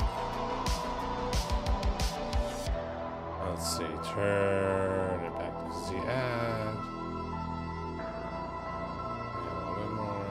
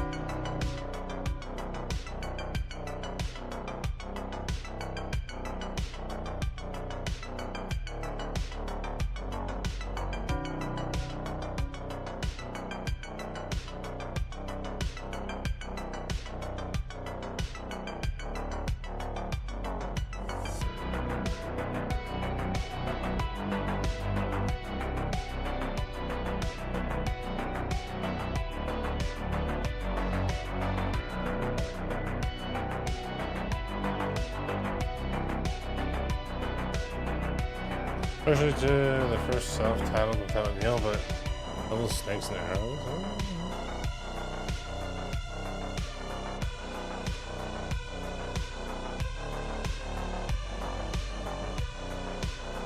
So many great albums, you know?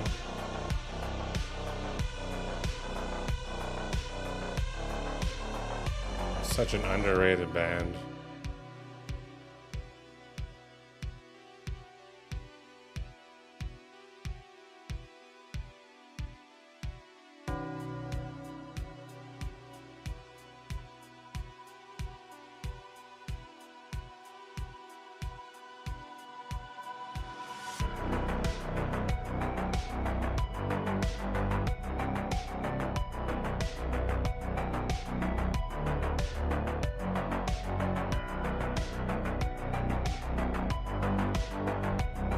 Like, a lot of people know of Rush, but like so many people don't know of Rush.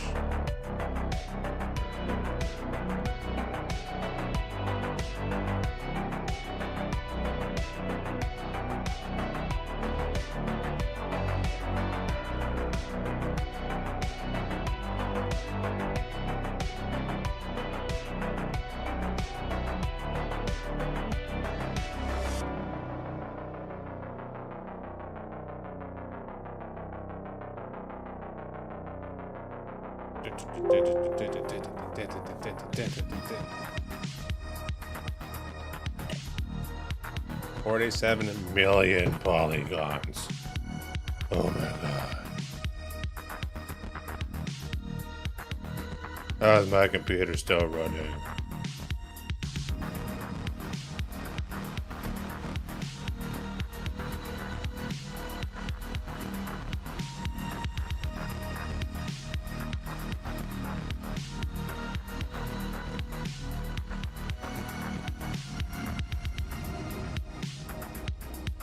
Well, never heavy enough. You see those portrait sculpts, man? They're going to the hundreds of millions. You think 49 million's a lot for it? No, sir.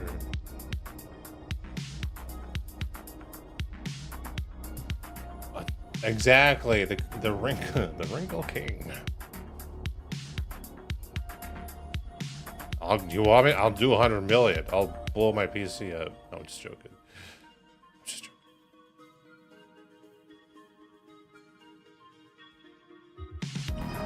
Moving Pictures is my favorite, but 2112, it's pretty good signals, yeah. Hemisphere. Okay.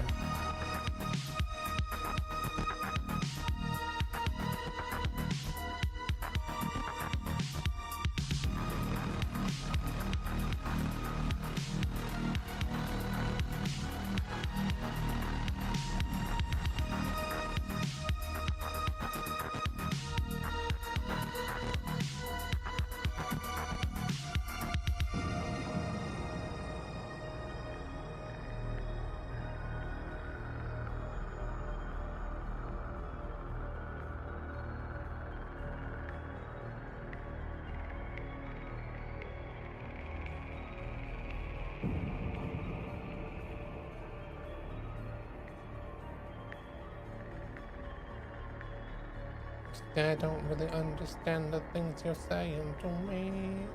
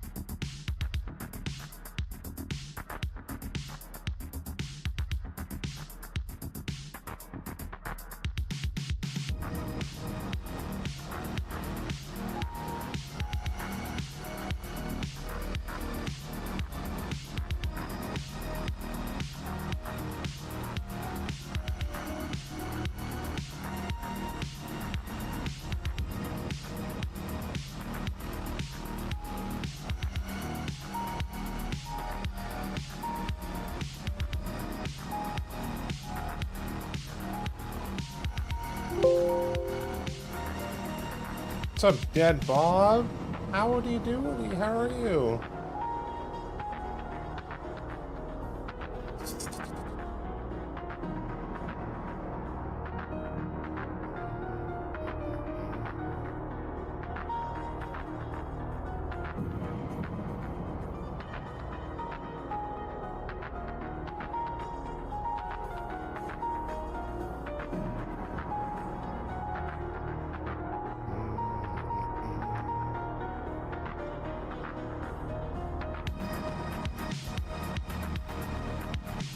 YBZ still goes hard, well, of course.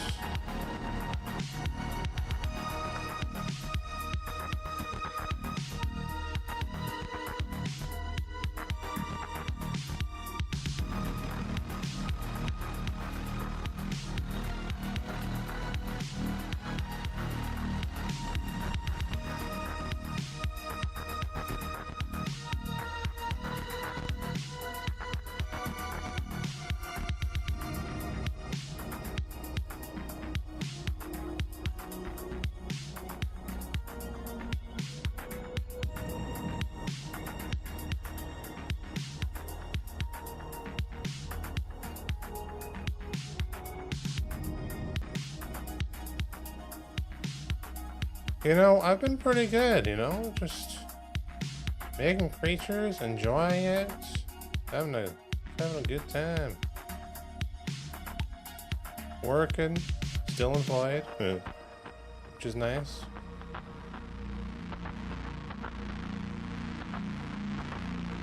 How about you? How have you been?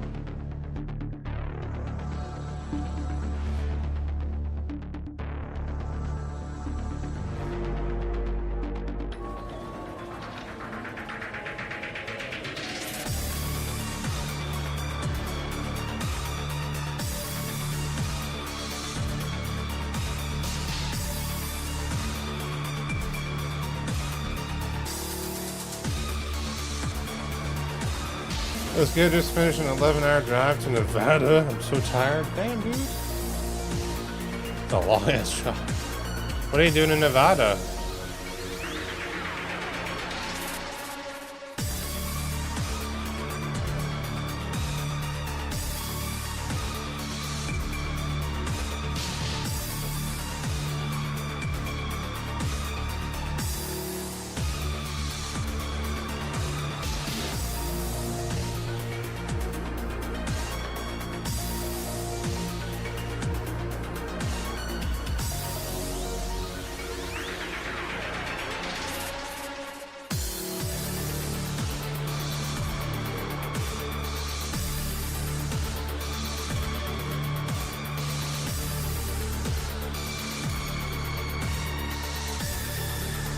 Family trip? Ooh, fun.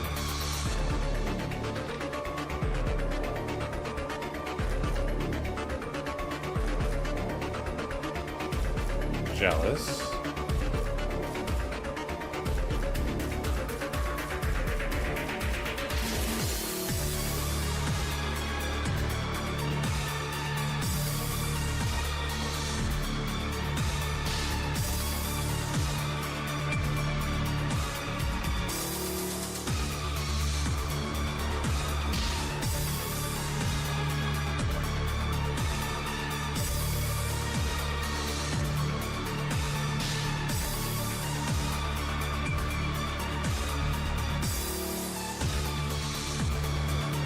When we got here, we started drinking, so I'm starting to feel fuzzy in the brain. Hey man, you're on vacation. Enjoy it.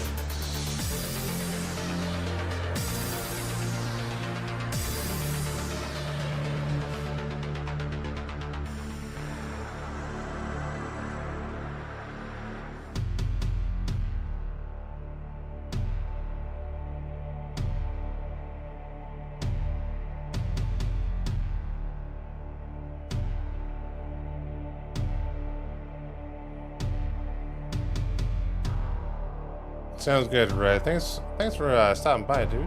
Have yourself a great night.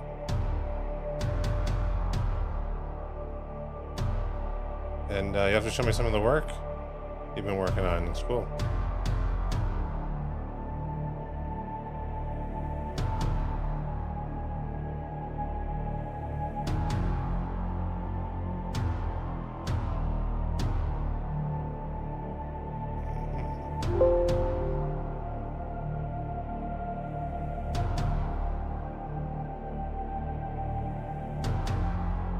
Let's do a quick little render here. I want to see how this looks with the render. So, I want to bring my file in, load, cancel, save first.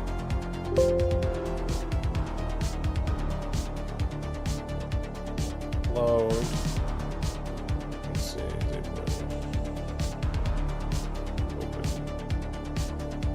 I listened to YYZ in Toronto Airport, which is YYZ. How was that experience?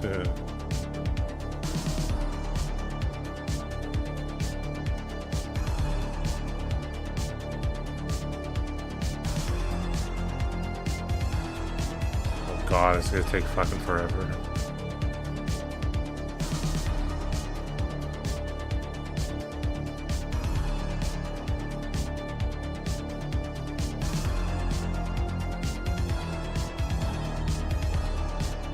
Oh my. Looking snazzy.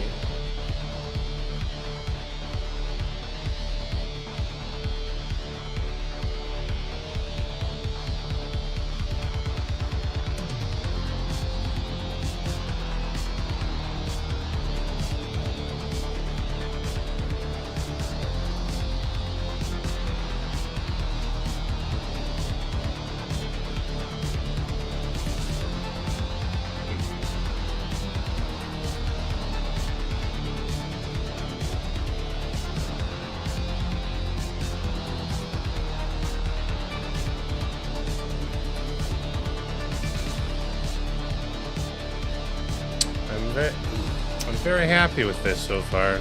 We just gotta color it. What do you guys think?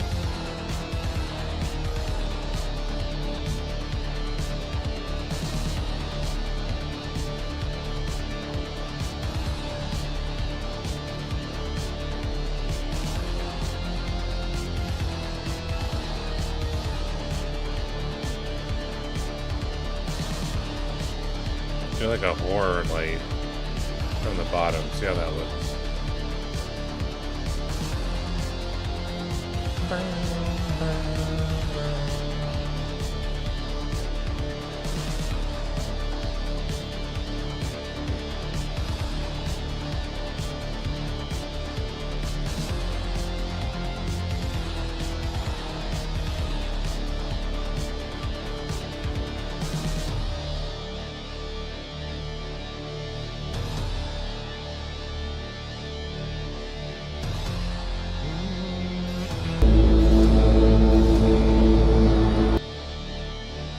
The nuns have retired. No nuns. Ooh, creepy. Fine.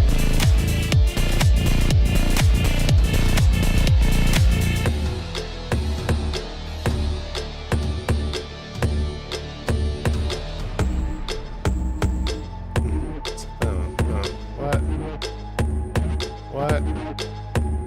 What? What? What? What? What? Oh.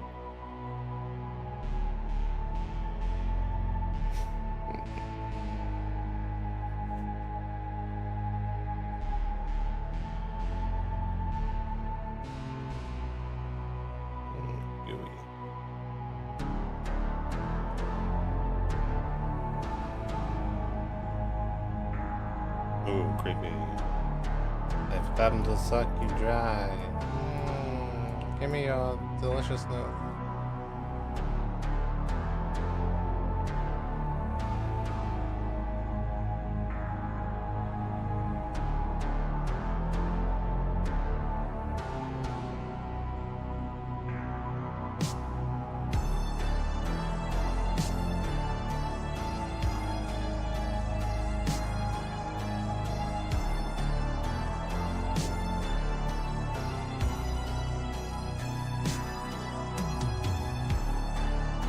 Does that know if it's somewhere in your closet or was it a rental? I bought it. Not a rental. It's my closet.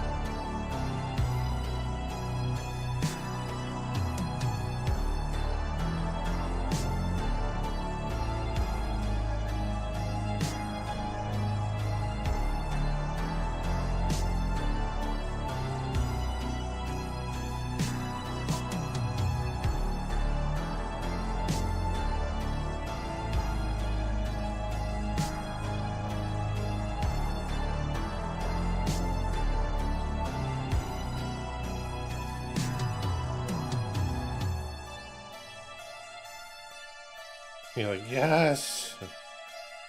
Now I can imagine him wearing that in his off time, doing some kinky dances. Shh. I'll never admit it.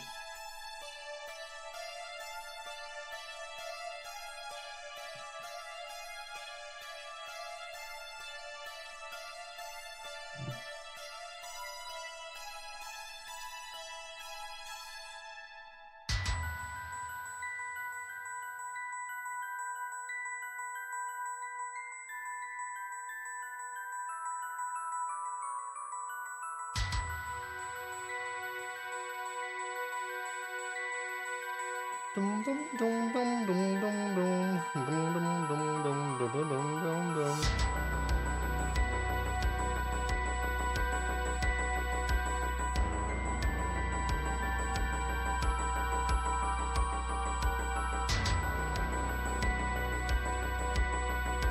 Like a good lighting.